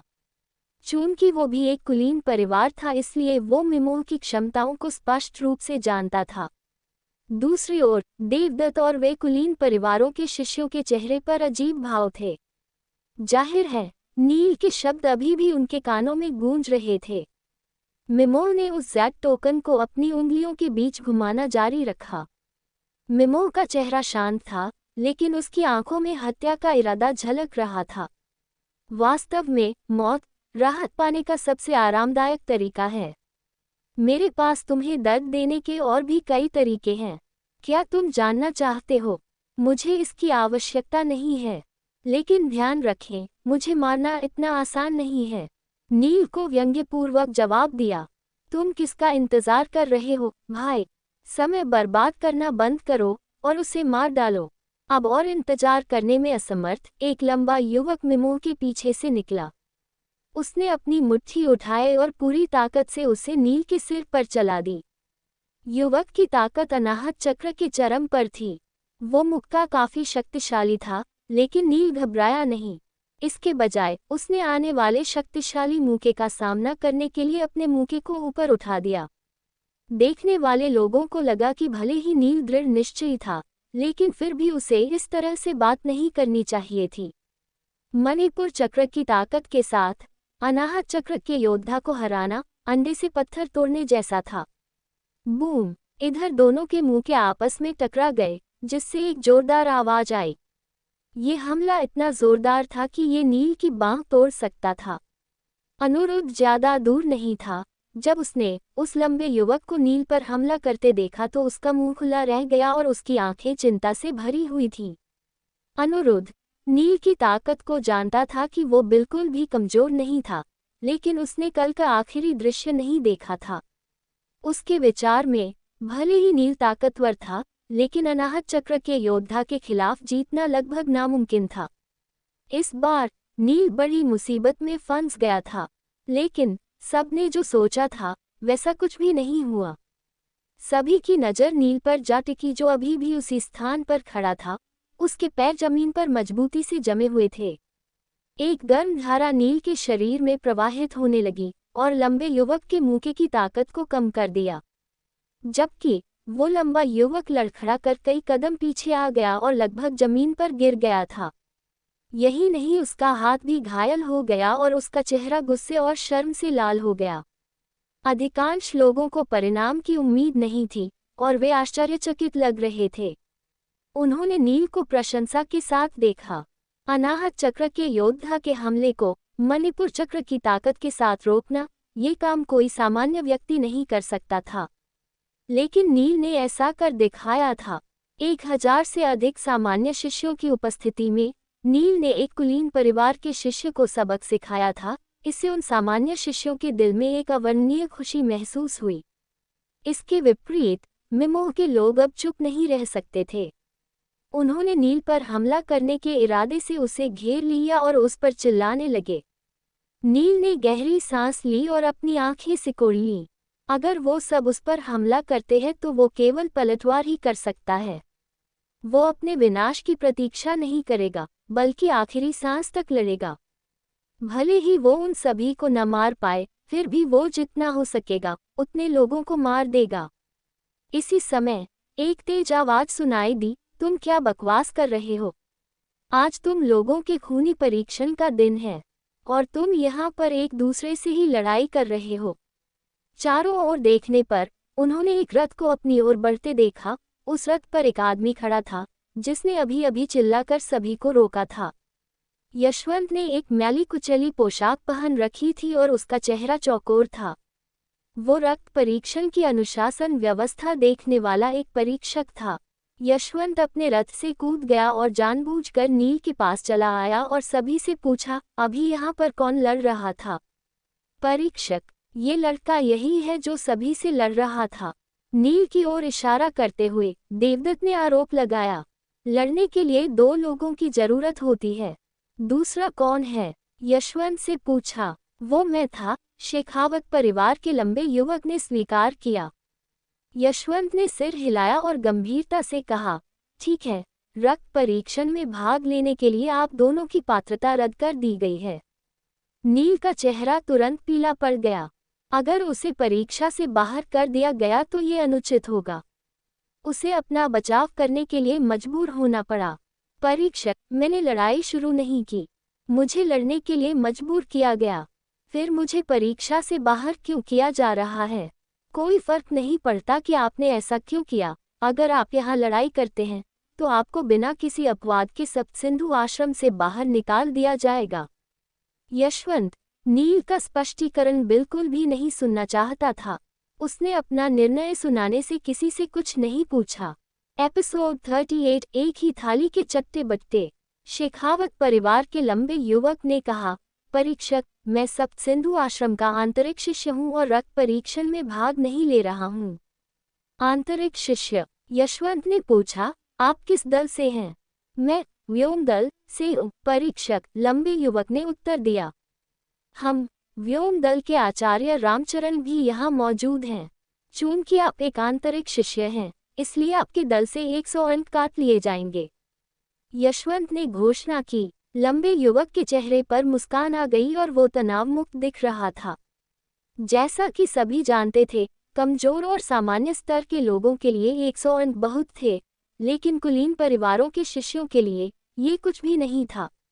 ऐसी सजा उनके लिए अर्थहीन थी। भले ही उन लोगों ने अपने 100 अंक खो दिए हों, लेकिन नील को सप्तसिंधु आश्रम से बाहर निकाल दिया जाएगा, इसलिए ये सौदा बिल्कुल भी बुरा नहीं था। वहाँ 1000 से ज्यादा छात्र खड़े थे और वे सभी इस अनुचित फैसले से नाराज दिख रहे थे। इस तरह की सजा का मिलना या ना मिलना दोनों बराबर था। यशवंत निश्चित रूप से प्रभावशाली लोगों की मदद कर रहा था। उसी समय सप्तसिंधु आश्रम के सभी 33 दल प्रमुख रथों पर सवार होकर वहां पहुंचे। छात्रों के रक्त परीक्षण को उत्तीर्ण करने के बाद प्रत्येक दल प्रमुख उन छात्रों को चुनेगा जो उनके दल की आवश्यकताओं को पूरा करते थे।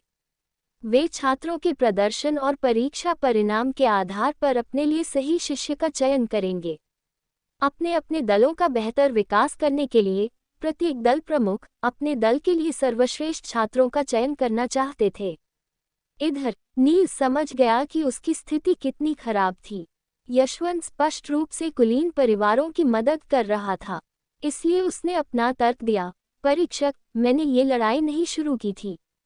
आपको मुझ पर विश्वास करना होगा। यहाँ पर मौजूद सभी लोगों ने इसे देखा था। मुझे लड़ने के लिए मजबूर किया गया था, इसलिए मुझे प्रतियोगिता के लिए अयोग्य घोषित करना अनुचित है। अब तुम मुझे बताओगे कि क्या उचित है और नहीं? यशवंत ने उसे घूरते हुए पूछा। मैं बस कहना चाहता था कि नील ने अपनी बात रखने की कोशिश की। अच्छा ठीक है, ये बताओ, क्या तुम लड़ रहे थे? यशवंत ने बिना किसी अभिव्यक्ति के पूछा। हाँ, नील ने ईमानदारी से उत्तर दिया। उसने लड़ाई तो की, लेकिन उसे इसके लिए मजबूर किया गया था। यदि उसने ऐसा नहीं किया होता, तो वो अब तक मर चुका होता। ठीक है, अब जब तुमने अपना गुनाह खुद ही कबूल कर लिया है, तो अब कुछ और कहने की जरूरत नहीं है। बस अपना शिष्य कार्ड वापस कर दो और उसके बाद सप्तसिंधु आश्रम छोड़कर चले जाओ, यशवंत ने कहा। ऐसा कहते हुए उसने नील से उसका शिष्य कार्ड लेने के लिए अपना बड़ा हाथ बढ़ा दिया। नील 2 कदम पीछे हटा और सकारात्मक स्वर में कहा, परीक्षक, मुझे इस तरह दंडित करना अनुचित है। मैं इस सजा को मानने से इनकार करता हूँ और मुझे लगता है कि यहाँ 1000 से अधिक छात्र मौजूद हैं। आप किसी से भी पूछ सकते हैं कि थोड़ी देर पहले क्या हुआ था। यशवंत को उम्मीद नहीं थी कि एक सामान्य अस्थायी शिष्य उससे इस तरह बात करने की हिम्मत करेगा। उससे सवाल करना तो दूर की बात है, क्या उसे पता नहीं कि वो किससे बात कर रहा था? यशवंत क्रोधित हुआ। तुम्हारी हिम्मत कैसे हुई? गुस्से में आकर उसने नील को थप्पड़ मारने के लिए हाथ उठाया। हालांकि यशवंत ने अपने हाथ में किसी भी आंतरिक शक्ति या तकनीकी कौशल का उपयोग नहीं किया था, लेकिन उनका शारीरिक बल ही नील को गंभीर रूप से घायल करने के लिए पर्याप्त था। क्योंकि यशवंत की शक्ति महावीर स्तर के शिखर पर थी और उसकी ताकत नील के मुकाबले 10 गुना ज्यादा थी। कोई भी कल्पना कर सकता है कि उसके हाथ से मार खाना नील के लिए कितना विनाशकारी होगा। यशवंत के हाथ की संभावित शक्ति महसूस करते हुए नील भयभीत हो गया। भले ही उसका शरीर किसी नश्वर हथियार जितना मजबूत था और कई गुना शक्ति को बर्दाश्त सकता था, लेकिन वो अविनाशी नहीं था। अगर नील उस हमले में मारा नहीं जाता, तो कम से कम गंभीर रूप से घायल तो जरूर हो जाता। लेकिन जैसे ही यशवंत उसे थप्पड़ मारने वाला था, एक स्पष्ट और तेज आवाज सुनाई दी, यशवंत, तुम क्या करने की कोशिश कर रहे हो? नील और यशवंत दोनों आवाज की दिशा में मुड़े और देखा कि समुद्री नीले रंग की पोशाक पहने एक खूबसूरत युवती कुछ ही दूरी पर खड़ी उनकी ओर देख रही थी। नील को वो अच्छी तरह से याद थी। कल प्रारंभिक परीक्षा उत्तीर्ण करने के बाद वो उससे मिला था। उसे देखकर अचानक नील के अंदर एक नई ऊर्जा का संचार हुआ और उसने अपने आत्मविश्वास को वापस पा लिया। यशवंत भले ही कितना भी क्रोधित था, लेकिन उसे देखते ही वो तुरंत शांत हो गया और खुद को शांत रखने की कोशिश करते हुए उसने समझाया, कुछ खास नहीं, बस एक शिष्य को उसकी उद्दंडता के लिए सजा दे रहा हूँ। यशवंत जानता था कि उसके सामने खड़ी युवती कितनी गुस्सैल थी, और अगर उसे यशवंत की हरकतों का पता चला तो वो बहुत बड़ी मुसीबत में पड़ जाएगा। इसलिए वो इस मामले को जल्दी से रफा दफा करना चाहता था और उसे उम्मीद थी कि इससे ये मामला यही शांत हो जाएगा।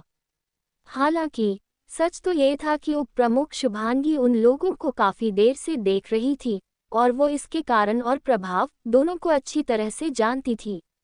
अगर यशवंत ने किसी अन्य छात्र के साथ ऐसा करने की कोशिश की होती तो उन्हें इसकी परवाह नहीं होती, लेकिन उसने बड़ी मुश्किल से नील को ढूंढा था, वो उसे इस तरह नुकसान पहुंचते नहीं देख सकती थी। उप प्रमुख शुभांगी ने नील को प्रारंभिक परीक्षा के दौरान ही चुन लिया था। वो नील को इस वर्ष भर्ती हुए सभी शिष्यों में सबसे ज्यादा प्रतिभाशाली मानती थी। तुमने अंबर दल के छात्र को छूने की हिम्मत कैसे की? उप प्रमुख शुभांगी ने मन ही मन निश्चय किया कि वो नील की रक्षा करेगी। किस तरह की उद्दंडता के लिए? उसने कौन से नियम तोड़े हैं? उप प्रमुख शुभांगी ने गंभीर भाव से पूछा। यशवंत ने शांत स्वर में उत्तर दिया, उसने यहाँ एक अन्य शिष्य के साथ लड़ाई की, जो सप्तसिंधु आश्रम के नियमों का उल्लंघन है। वो नहीं जानता था कि उप प्रमुख शुभांगी नील को बचाने के लिए यहाँ आई थी। मैंने किसी के साथ लड़ाई शुरू नहीं की। उन लोगों ने मुझ पर हमला किया, लेकिन मुझे ये नहीं पता था कि यहाँ पर खुद बचाव करने वाले पीड़ित व्यक्ति को भी सजा दी जाती है। नील ने व्यंग्य करते हुए कहा। उसने इस मौके का फायदा उठाकर यशवंत पर निशाना भी साध लिया। उस पल यशवंत के चेहरे के भाव बदल गए और उसे नील को मारने की इच्छा हुई। हालांकि यशवंत के पीछे से उप प्रमुख शुभांगी की ठंडी आवाज ने उसके विचारों को शांत कर दिया। यशवंत, एक परीक्षक के रूप में आपको सही और गलत के बीच अंतर करना आना चाहिए। आपने इस छात्र को अपना पक्ष रखने का मौका क्यों नहीं दिया? आप आखिर करना क्या चाहते थे? उप प्रमुख शुभांगी की आवाज ने किसी तेज छुरी की तरह यशवंत के दिल पर प्रहार किया। उनकी आवाज में झलक रहे गुस्से को देखकर यशवंत को एहसास हुआ कि वो इस मामले से आसानी से नहीं बच पाएगा। यशवंत ने आत्मसंतुष्टि से मुस्कुराते हुए कहा, उप प्रमुख शुभांगी, ये बहुत छोटी सी बात है, इसमें इतना गुस्सा होने वाली कोई बात नहीं है। ठीक है, अगर ये छोटा मामला है तो उसे स्पष्ट करने दीजिए। आप हम सभी को बताएं कि यहाँ क्या हुआ था। शुभांगी ने नील की तरफ देखते हुए पूछा। ये सब उन लोगों ने शुरू किया था। मिमोह, देवदत्त और उसके समूह की ओर इशारा करते हुए नील ने घोषणा की। वे बिना किसी कारण के मेरे पास आकर मुझे परेशान करने लगे, लेकिन तभी उनमें से एक मुझ पर झपटा और मुझे मारने की कोशिश की, जिससे मुझे जवाबी कार्रवाई करने के लिए मजबूर होना पड़ा। यशवंत ने व्यंग्य किया। बच्चे, बेहतर होगा कि आप सोच समझकर बोले। आपके आरोप एक तरफा हैं। क्या आपके पास कोई है जो आपकी बात को साबित कर सके? सब लोगों ने तुरंत बात करना बंद कर दिया और शोर मचाने वाली भीड़ अचानक से शांत हो गई। मिमोह के चेहरे पर एक हल्की मुस्कान तैर गई, जबकि देवदत्त भी चुपचाप मुस्कुरा रहा था। वो जानते थे कि कुलीन परिवारों के लोग मिमोह के खिलाफ कुछ नहीं कहेंगे, और सामान्य परिवारों के 1000 से अधिक शिष्यों में इतनी हिम्मत ही नहीं है कि वो मिमोह के खिलाफ जाने की कोशिश भी करे। जैसा कि अपेक्षित था, भले ही सब कुछ उन सब के सामने हुआ था और वे कुछ देर पहले काफी नाराज थे, लेकिन उनमें से किसी ने भी आगे बढ़कर नील के लिए बोलने की हिम्मत नहीं की। जो कोई भी नील के लिए खड़ा होगा, वो मिमोह का दुश्मन बन जाएगा, और कौन इतना मूर्ख होगा जो किसी अनजान के लिए अपनी जान जोखिम में डालेगा? बिना किसी मजबूत पृष्ठभूमि के मिमोह को अपमानित करना अपने पैर पर कुल्हाड़ी मारने जैसा है। मैं इस बात को साबित कर सकता हूँ। एपिसोड 39 मिमोह की नई चाल। उसी समय अनुरुद्ध भीड़ से बाहर निकला और जोर से बोला, मैंने देखा कि कुलीन परिवारों के शिष्य नील के पास आए और उसे परेशान करने लगे, और इन सब को शुरू करने वाले व्यक्ति वो है। अनुरुद्ध ने मिमोह और उसके साथ खड़े शिष्यों की तरफ इशारा करते हुए कहा। हालांकि अनुरुद्ध के लिए बाहर निकलना और बोलना एक साहस भरा कदम था, लेकिन वो अंदर से बहुत घबराया हुआ था। शाही राजधानी के मूल निवासी होने के नाते वो कुलीन परिवारों के अधिकार और व्यवहार दोनों से अवगत था। यहाँ तक कि सबसे कमजोर कुलीन परिवार भी सामान्य परिवारों की तुलना में अधिक शक्तिशाली होते थे। लेकिन सारी परिस्थितियों को समझने के बावजूद अनुरुद्ध ने कोई संकोच नहीं किया। अनुरुद्ध को अपने पक्ष में बोलते देखकर नील को अंदर से गर्मजोशी की भावना महसूस होने लगी। हालांकि जब उसने सोचा कि कैसे उसकी वजह से अनुरुद्ध को कल प्रारंभिक परीक्षा में परेशान होना पड़ा था, तो नील को थोड़ी शर्म महसूस हुई। वो इस मुश्किल घड़ी में अनुरुद्ध के उसके साथ खड़े होने के लिए उसका शुक्रगुजार था। चूंकि अनुरुद्ध ने नील के बचाव में बात की थी, इसलिए अन्य सामान्य शिष्यों ने भी उसका साथ देना शुरू कर दिया। वे सदियों से चले आ रहे इस अन्याय से घृणा करते थे। और अब जब अनुरुद्ध ने शेखावत परिवार के खिलाफ बोला, तो वे शेखावत परिवार के उन घमंडी शिष्यों सबक सिखाने में उसकी मदद करने को तैयार थे। हाँ, ये कुलीन परिवारों के शिष्य बहुत उद्दंड हैं। बिल्कुल, उन्होंने ही लड़ाई की शुरुआत की थी। हाँ, हम सबने इसे देखा था। सभी सामान्य शिष्य चिल्लाने लगे। उन सभी के आरोप सुनकर मिमोह और उसके साथियों के चेहरे काले पड़ गए। वो लंबा लड़का विशेष रूप से अनुरुद्ध को ऐसे घूर रहा था कि मानो उसे कच्चा ही चबा जाएगा। लेकिन वहां पर कई दल प्रमुख भी मौजूद थे, इसलिए कुलीन परिवारों के शिष्य कुछ नहीं कर सके। उप प्रमुख शुभांगी ने अपनी आंखें झपकाईं और कहा, बहुत बढ़िया। तो पूरा मामला अब स्पष्ट हो चुका है। चूंकि उन लोगों ने पहले लड़ाई की शुरुआत की थी, इसलिए उन्हें ही दंडित किया जाना चाहिए। क्या कोई जानता है कि लड़ाई शुरू करने वाले शिष्य किस दल के हैं? वो व्योम दल के आंतरिक शिष्य है। यशवंत इस मामले में शामिल नहीं होना चाहता था और उसने तुरंत ही जवाब दिया, मैंने सजा के तौर पर उसके स्वर्ण काटने का फैसला किया है। व्योम दल, आचार्य रामचरण, आपके आंतरिक शिष्यों ने यहाँ अशांति पैदा की और किसी पर हमला भी किया। उन्हें नियमों के अनुसार क्या दंड दिया जाना चाहिए? उप प्रमुख शुभांगी नहीं चाहती थी कि मामले को इतनी आसानी से जाने दिया जाए। इसलिए वो आचार्य रामचरण की ओर मुड़ी और जोर देते हुए पूछा। आचार्य रामचरण अन्य आचार्यों और दल प्रमुखों के बीच से बाहर निकले। उन्होंने अपने शिष्यों की ओर निराशा से देखा और कहा, नियमों के अनुसार सभी के लिए 1,000 अंक घटाए जाने चाहिए। आचार्य रामचरण के शब्दों ने शेखावत परिवार के शिष्यों के शरीर में सिहरन पैदा कर दी। 100 अंकों का नुकसान स्वीकार्य था, लेकिन हर किसी के लिए 1,000 अंकों का नुकसान उनके ऊपर बिजली गिराने से कम नहीं था। सप्त सिंधु आश्रम के शिष्यों की साधना में योग्यता अंक महत्वपूर्ण भूमिका निभाते थे। अभ्यास, संसाधन और तकनीकें प्राप्त करने के लिए शिष्यों के पास योग्यता अंक होने आवश्यक थे, जबकि योग्यता अंक अर्जित करने का अवसर काफी सीमित था। किसी शिष्य को योग्यता अंक अर्जित करने के लिए सप्त सिंधु आश्रम द्वारा आवंटित कार्यों को पूरा करना पड़ता है, या फिर अगर कोई चाहे तो योग्यता अंक को खरीद भी सकता है। एक योग्यता अंकों की कीमत 2 निम्न स्तरीय आध्यात्मिक पत्थर होती है। इस प्रकार 1,000 योग्यता अंक 2,000 निम्न स्तरीय आध्यात्मिक पत्थर के बराबर थे, जो कि निश्चित रूप से एक बड़ी धनराशि थी। शेखावत परिवार बहुत विशाल और समृद्ध था, लेकिन इतने सारे लोगों को एक साथ सजा मिलने के कारण शेखावत परिवार को इससे काफी नुकसान होने वाला था। उप प्रमुख शुभांगी ने मुस्कुराते हुए कहा, ये उचित लगता है। तो फिर 12 लोगों के समूह के लिए कुल 12,000 योग्यता अंक घटा दिए जाएंगे। आचार्य रामचरण ने सहमति में सिर हिलाया, लेकिन वो अंदर ही अंदर नाराज हो गया। उसने सोचा, क्या बकवास है। अगर मैंने इन शिष्यों को कठोर दंड नहीं दिया तो शुभांगी की बच्ची मेरे लिए मुसीबत खड़ी कर देगी। इसलिए मेरे पास इन लोगों को सजा देने के अलावा कोई और विकल्प नहीं है। उधर अपने सामने हो रहे तमाशे को देखकर देवदत्त की तो सिटी पिट्टी गुल हो चुकी थी। उस बेचारे को क्या पता था कि नील को मजा चखाने के चक्कर में वो अपनी ही लंका में आग लगा लेगा, और वैसे भी उसके पास सिर्फ 200 योग्यता अंक ही थे, ऐसे में वो 1000 योग्यता अंक कहाँ से चुकाएगा। उसने उम्मीद भरी नजरों से मिमो की तरफ देखा तो उसने शांति से जवाब दिया, चिंता मत करो, मैं इसका इंतजाम कर दूंगा। ऊपर से तो मिमो बेहद शांत लग रहा था, लेकिन उसके अंदर एक आग जल रही थी और उसने नील को अपनी जलती निगाहों से देखा और फिर अपने साथियों से बात करने लगा। वहीं इस मामले से निपटने के बाद उप प्रमुख शुभांगी नील के पास पहुंची और उससे कहा, मुझे लगता है कि तुम्हारे शिष्य कार्ड में कुछ समस्या है। क्या तुम इसे मुझे दिखा सकते हो? नील को उप प्रमुख की बात पर संदेह था क्योंकि उसका शिष्य कार्ड भी दूसरों के समान ही था।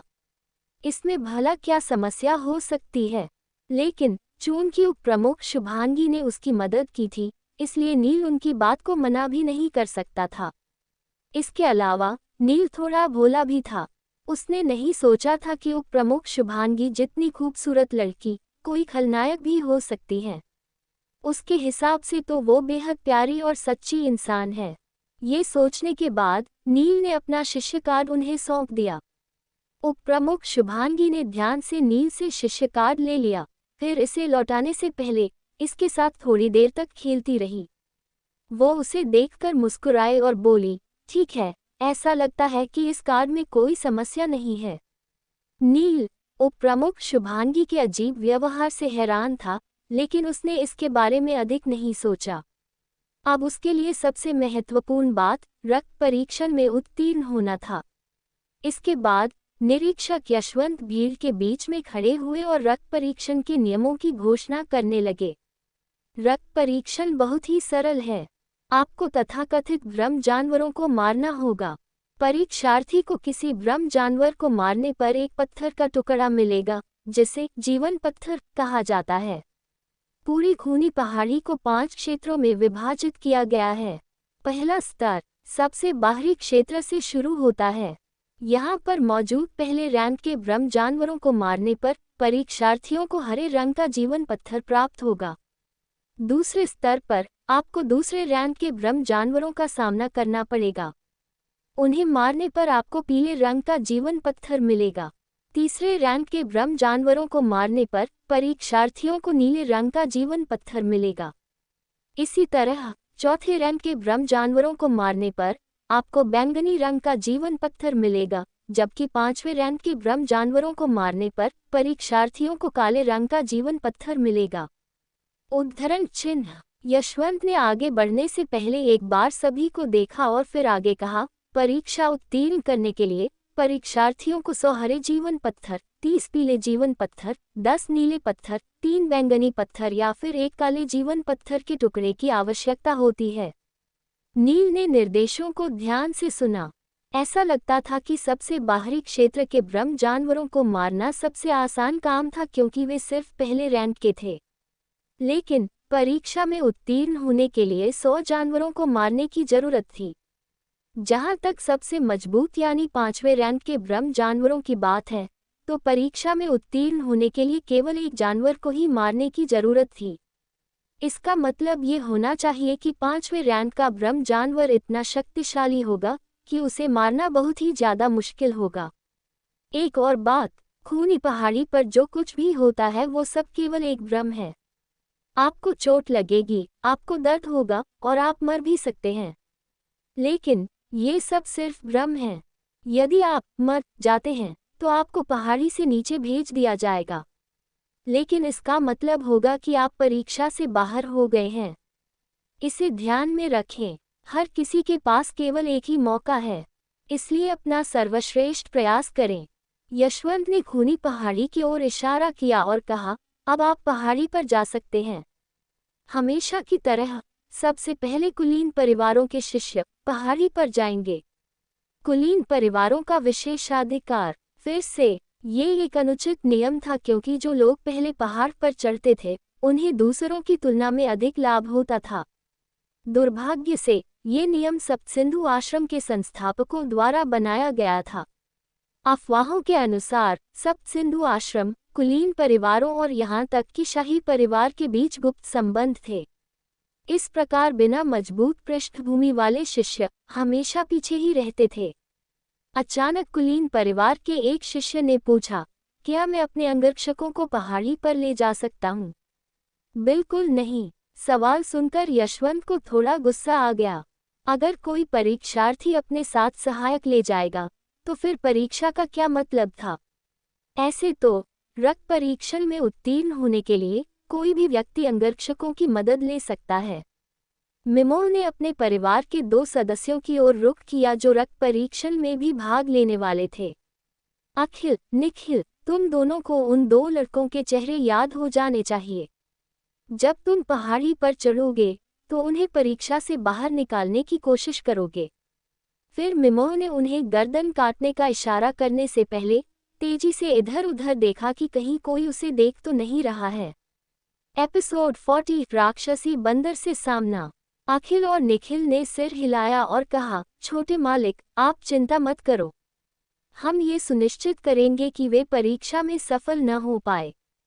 मिमोह ने फिर से निर्देश दिया, कोई समस्या आए तो तुम लोग परिवार से मिले मारक अस्त्र का प्रयोग भी कर सकते हो, समझे? लेकिन छोटे मालिक, मेरे पास केवल एक ही मारक अस्त्र है। अगर मैं उसका प्रयोग करता हूँ तो वो भी मेरे हाथ से चला जाएगा। उनमें से एक थोड़ा झिझका। शेखावत परिवार ने कई कुशल, प्रतिभाशाली योद्धाओं को प्रशिक्षित किया था। श्यामल साम्राज्य में 3 लोहारों में से एक, चंद्रकांत शेखावत, भी शेखावत परिवार का ही एक सदस्य था, जिसकी सहायता से शेखावत परिवार कई उच्च कोटि के हथियार बनाने में सक्षम था। उन्होंने अपने परिवार के हर सदस्य को मारक अस्त्र नामक एक महत्वपूर्ण हथियार प्रदान किया था, जिसमें शक्ति भयानक थी। अगर किसी सदस्य को खतरनाक स्थिति का सामना करना पड़ता है, तो वो इस हथियार का प्रयोग कर युद्ध की दिशा बदल सकता है।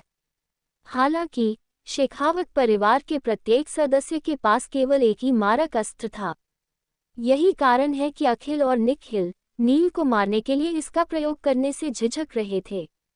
इसके अलावा रक्त परीक्षण के दौरान किसी शिष्य को मारा नहीं जा सकता था। ज्यादा से ज्यादा आप केवल उन्हें परीक्षा से बाहर कर सकते हैं। चिंता मत करो, मैं तुम्हें एक और मारक अस्त्र दिलाने में मदद करूंगा। मिमोह शेखावत परिवार मुखिया का बेटा था और उसकी स्थिति अखिल और निखिल की तुलना में बहुत अच्छी थी। उसके लिए अपने परिवार से एक और मारक अस्त्र प्राप्त करना कोई मुश्किल काम नहीं था। छोटे मालिक, आप बेहद दयालु हैं। आपने मेरे परिवार के मामलों में मेरी इतनी मदद की, इसके लिए मैं आपको तहे दिल से धन्यवाद देता हूँ, देवदत्त ने कहा। जवाब देते हुए मिमोह के चेहरे पर एक फीकी मुस्कान आ गई। देवदत्त, ये कोई बड़ी बात नहीं है। इसके अलावा तुम शेखावत परिवार की मदद भी कर रहे हो। मेरा भाई काली पहाड़ी में कैद तुम्हारी बहन को कुछ और पत्र लिखने के लिए तुम्हारी मदद चाहता है, जिससे वो उसका दिल जीत सके। मुझे ऐसा करने में खुशी होगी। दरअसल मेरी बहन बहुत जिद्दी है, इसलिए उसे मनाने में इतना समय लग रहा है। लेकिन मुझे विश्वास है कि जैसे जैसे समय बीतेगा, वो आपके भाई को पसंद करने लगेगी। शेखावत परिवार में शामिल होना उसके लिए बड़े ही सौभाग्य की बात होगी, देवदत्त ने कहा। सौभाग्य की बात थी कि ये दोनों नील से काफी दूर खड़े थे। अगर नील ने उनकी बातें सुन ली होती तो वो देवदत्त को इतनी भयानक सजा देता कि उसकी रूह कांप जाती। चूंकि नीलिमा को काली पहाड़ी पर कैद कर दिया गया था, इसलिए वो अभी भी इस बात से अनजान थी कि घर पर क्या हुआ था। यहाँ तक कि नीलिमा के पास उसके पिता की मौत की खबर भी नहीं पहुंची थी। हाल के वर्षों में नीलिमा अपने घर में केवल देवदत्त के ही संपर्क में थी और दोनों के बीच पत्र के माध्यम से बात होती थी। इस दौरान देवदत्त उसे शांत करने के लिए हर तरह के बहाने गढ़ रहा था। जब कभी नीलिमा उससे नील के बारे में पूछती तो वो बड़ी सफाई से झूठ बोलते हुए कहता था कि नील युवराज की जिम्मेदारियां निभाने में इतना व्यस्त है कि वो नीलिमा को पत्र भी नहीं लिख पा रहा है। और अब तो देवदत्त उसे मिमोह के भाई से शादी करने के लिए भी मनाने की कोशिश कर रहा था। इधर कुलीन परिवारों के शिष्यों के खूनी पहाड़ी पर चले जाने के बाद अब 1000 सामान्य शिष्यों की बारी थी। उन्होंने एक पंक्ति बनाए और एक के बाद एक पहाड़ी में प्रवेश किया। खूनी पहाड़ी पर जाने के 1 दर्जन से भी ज्यादा रास्ते बने थे, जो कि अलग अलग दिशा की तरफ जा रहे थे। चूंकि किसी को भी ये नहीं मालूम था कि कौन सा रास्ता कितना खतरनाक है, इसलिए सभी शिष्यों ने बेतरतीब ढंग से एक रास्ते का चयन किया और उसी पर आगे बढ़ने लगे। नील अभी भी चिंतनशील था, जिस वजह से वो पंक्ति में सबसे पीछे हो गया। वो थोड़ा घबराया और संदेह से भरा हुआ था। हालांकि वो मिमोह और शेखावत परिवार से नहीं डरता था, लेकिन वो समझ नहीं पा रहा था कि आखिर मिमोह देवदत्त की इतनी मदद क्यों कर रहा है। हाँ, माना कि देवदत्त सुंदरनगर का वर्तमान युवराज था, लेकिन शेखावत परिवार की ताकत की तुलना में सुंदरनगर का राजपरिवार केवल एक चींटी के समान था। देवदत्त के पास ऐसा कुछ भी नहीं था जिसे वो मिमोह को उसकी मदद के बदले में दे सके। आखिर दोनों के बीच किस तरह की खिचड़ी पक रही है, नील मिमोह के इरादों को समझ नहीं सका। वो अभी चल ही रहा था कि सामने पहाड़ी पर रंगीन रोशनी से जगमगाता हुआ एक दरवाजा दिखाई दिया, जिससे नील अपने ख्यालों की दुनिया से बाहर आ गया। वो दरवाजा रोशनी की अलग अलग किरणों से जगमगा रहा था, जैसे वो किसी परिलोक का प्रवेश द्वार हो। एक सामान्य शिष्य ने कहा, ये भ्रामक सरणी की सबसे बाहरी संरचना है। रंगीन प्रकाश के इस दरवाजे से गुजरने के बाद हम वास्तविक रक्त परीक्षण में प्रवेश करेंगे। इतना कहकर वो आगे चल दिया। जैसे ही वो दरवाजे के निकट पहुंचा, रंगीन प्रकाश की एक लहर ने उसके शरीर को अपने आगोश में लिया और पलक झपकते ही वो वहां से गायब हो गया। नील ने बिना किसी हिचकिचाहट के प्रकाश के दरवाजे के अंदर कदम रखा। ऐसा करने के बाद उसने पाया कि आसपास का दृश्य पूरी तरह से बदल गया था। तो ये एक भ्रामक सरणी है। जब उसने खूनी पहाड़ी को बाहर से देखा था तो नील पहाड़ी के अनोखे लाल रंग से हतप्रभ रह गया था। पूरा दृश्य बेहद नीरस था, यहाँ तक कि वहाँ के पौधे भी लाल रंग के थे। लेकिन जब वो भ्रामक सरणी के अंदर पहुंचा तो नील ने पाया कि अंदर का दृश्य अलग था। उसके सामने की दुनिया अचानक समृद्ध और रंगीन हो गई थी, जिसमें विभिन्न प्रकार के पेड़ पौधे और घनी झाड़ियां शामिल थी। वो जानता था कि ये परिदृश्य सिर्फ एक भ्रम था, जिसे लाल जादुई रेत की सहायता से बनाया गया था। हालांकि जब वो पेड़ों और झाड़ियों तक पहुंचा तो नील ने पाया कि उनका स्पर्श और स्वाद बिल्कुल वास्तविक दुनिया जैसा ही था। कई कदम आगे बढ़ने के बाद नील ने एक जानवर के चिल्लाने की आवाज़ सुनी और उसके बाद भयंकर लड़ाई की आवाज़ सुनाई देने लगी। जाहिर है, कुछ ही दूरी पर किसी का सामना एक ब्रह्म जानवर से हुआ था। उसने अपनी सांस रोकी और उस जगह की ओर चल दिया। जब नील घटनास्थल के पास पहुंचा तो उसने देखा कि 3 लोग मिलकर प्रथम श्रेणी के प्रेत भेड़िए को मारने की कोशिश कर रहे थे। उस भेड़िए से निपटना ज्यादा मुश्किल नहीं था। उसकी शक्ति और आक्रमण स्वाधिष्ठान चक्र के योद्धा के बराबर था। चूंकि तीनों लोग पहले ही मणिपुर चक्र जागृत कर चुके थे, इसलिए उन्हें प्रेत भेड़िए को हराने में कोई परेशानी नहीं हुई। उस जानवर का शरीर जमीन पर गिरते ही प्रकाश के रंगीन कणों में बदल गया और ऊपर तैरते हुए धीरे धीरे हवा में गायब हो गया।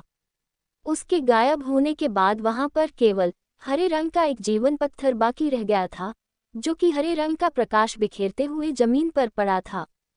हाँ, ये हरे रंग का जीवन पत्थर मेरा है। उस 3 में से एक शिष्य पत्थर को पाने के लिए दौड़ा। तुम्हें क्या लगता है कि तुम इसे ले सकते हो? मैंने भी जानवर को मारने में मदद की थी। दूसरे शिष्य ने उस पत्थर को साझा न करने का फैसला किया। अगर ऐसी बात है तो आओ 2-2 हाथ हो जाए।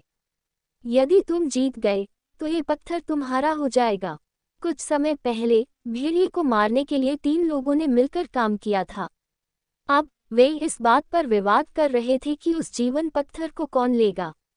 ये देखकर नील ने अपना सिर हिलाया और भ्रामक सरणी की गहराई की ओर बढ़ता रहा। थोड़ी देर के बाद नील को थोड़ी निराशा महसूस हुई, क्योंकि उसने अभी तक किसी भी जानवर का सामना नहीं किया था। इस खूनी पहाड़ी के पहले हिस्से स्तर में रहने वाले भ्रामक जानवर सबसे कमजोर थे। अधिकांश शिष्य आसानी से उनका सामना कर सकते थे और इसलिए वे दूसरे हिस्से तक पहुंचने और नए जोखिम का सामना करने की जल्दी में नहीं थे।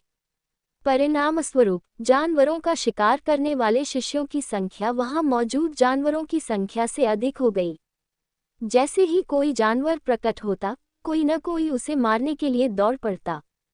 पहले हिस्से में इतनी भीड़ थी कि शिष्य हरे जीवन पत्थर के लिए एक दूसरे से ही लड़ने लगे थे। परीक्षा में सफल होने के लिए हरे रंग के सजीवन पत्थरों की आवश्यकता थी, जबकि परीक्षा के लिए निर्धारित समय इतने सारे पत्थर इकट्ठा करने के लिए पर्याप्त नहीं था। नील ने निष्कर्ष निकाला कि यहाँ दूसरों से लड़ने करने के बजाय दूसरे हिस्से के जानवरों को चुनौती देना ज़्यादा बेहतर है। इस तरह एक नए लक्ष्य के साथ नील खूनी पहाड़ी की गहराई में आगे बढ़ गया। उसे खूनी पहाड़ी के दूसरे हिस्से में प्रवेश करने में अधिक समय नहीं लगा। पहले हिस्से की तुलना में दूसरे हिस्से में कम लोग थे। इस हिस्से में ब्रह्म जानवरों की ताकत मणिपुर चक्र के बराबर थी, इसलिए उन्हें हराना कमजोर शिष्यों के बस की बात नहीं थी। घूमते घूमते नील को अपने सामने एक हरा भरा जंगल दिखाई दिया। तभी उसे सामने से तेज चीख सुनाई दी। उसने नजर उठाकर देखा तो नीले रंग का एक राक्षसी बंदर आम के एक बड़े पेड़ से लटका हुआ था। नील को देखते ही उस बंदर की आंखें लाल हो गईं। नील ने किताबों में ऐसे बंदरों की तस्वीरें देखी थीं। बंदर की ये प्रजाति उत्तरी क्षेत्र के घने जंगलों में बड़ी मुश्किल से दिखाई देती थी। नील ने उम्मीद नहीं की थी कि भ्रामक सरनी में इस तरह का जानवर भी बनाया जा सकता है। सप्तसिंधु आश्रम निस्संदेह अद्भुत प्रतिभा और संसाधनों से संपन्न था, जिसमें एक प्रतिभाशाली सरनी विशेषज्ञ भी शामिल था। वो राक्षसी बंदर नील को देखकर गुर्राया और फिर अचानक से अपने पेट को चूम लिया। इसके बाद उसने एक गहरी सांस ली, जिससे उसका पेट किसी गुब्बारे की तरह फूल गया। अगले ही पल उसका पेट किसी धातु के गुब्बारे की तरह फट गया और धातु की छोटी छोटी सुइयां नील की ओर जाने लगीं। नील ने भी तुरंत प्रतिक्रिया दी। वो तेजी से आगे बढ़ा और उस आम के पेड़ पर एक लात मारी। इस हमले से निकलने वाली शक्ति की मदद से नील 2 मीटर हवा में उछला और दूसरी डालियों से होते हुए बंदर के पास पहुंच गया। राक्षसी बंदर भी अत्यंत चतुर था। नील को अपने पास पहुंचते देख वो तुरंत घूमा और उसके हमले से बचते हुए दूसरे पेड़ पर कूद गया। ये देखकर कि वो बंदर भागने की कोशिश कर रहा है, नील ने उसका पीछा करने का फैसला किया। अगर वो दूसरे रैंक के ब्रह्म जानवर से भी नहीं निपट सका तो ये बेहद शर्मनाक होगा। वो बंदर का पीछा करता रहा, लेकिन वो बंदर उसे चकमा देते हुए एक पेड़ से दूसरे पेड़ पर छलांग लगा रहा था। राक्षसी बंदर सीधे मुकाबला करने में अच्छा नहीं था, इसकी सबसे बड़ी इसका धातु की तरह कठोर पेट था। लेकिन नील का शरीर भी किसी नश्वर हथियार की तरह कठोर था और इसलिए वो बंदर के हमले से बड़ी आसानी से बच सकता था। राक्षसी बंदर इतना फुर्तीला था कि नील पूरे जंगल में उसका पीछा करने के बाद भी उसे पकड़ नहीं पा रहा था। 1-2 बार तो नील ने बंदर को लगभग पकड़ ही लिया था, लेकिन बंदर बड़ी ही फुर्ती से उसके चंगुल से बाहर निकल जाता था। लंबे समय तक प्रयास करने के बाद नील ने एक नई तरकीब आजमाने का फैसला किया। उसने चारों ओर देखा और आसपास के पेड़ों का अध्ययन किया। सही मौका देखकर नील आगे बढ़ा, अपनी बाजुएं फैलाईं और अपनी पूरी ताकत से सामने के पेड़ से टकरा गया।